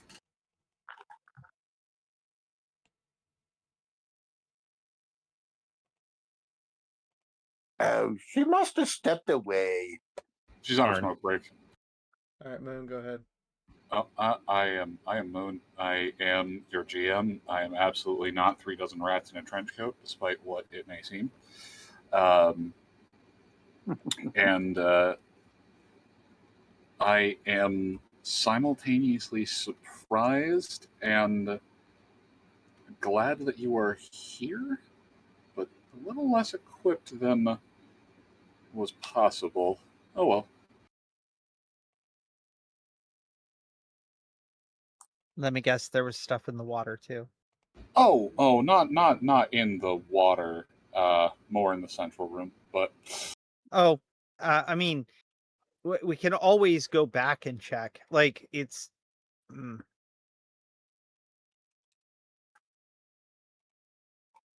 We sort of, like, beeline focused on this and didn't really search the main room as thoroughly as we could have. We did have a bunch of time there, though. Anyway. I mostly need to just poke at Albion later in the week, since one of the times when we would have had him, or well, one of the times when we were here, he was not there, and there was a good bit of time he missed out on. But Yeah. I will take that up with you sometime later in the week. Hmm. All right. Well, in the meantime, say goodnight, players. Good night, players. Good night, players. Good night, players. Good night, players. Good night, audience.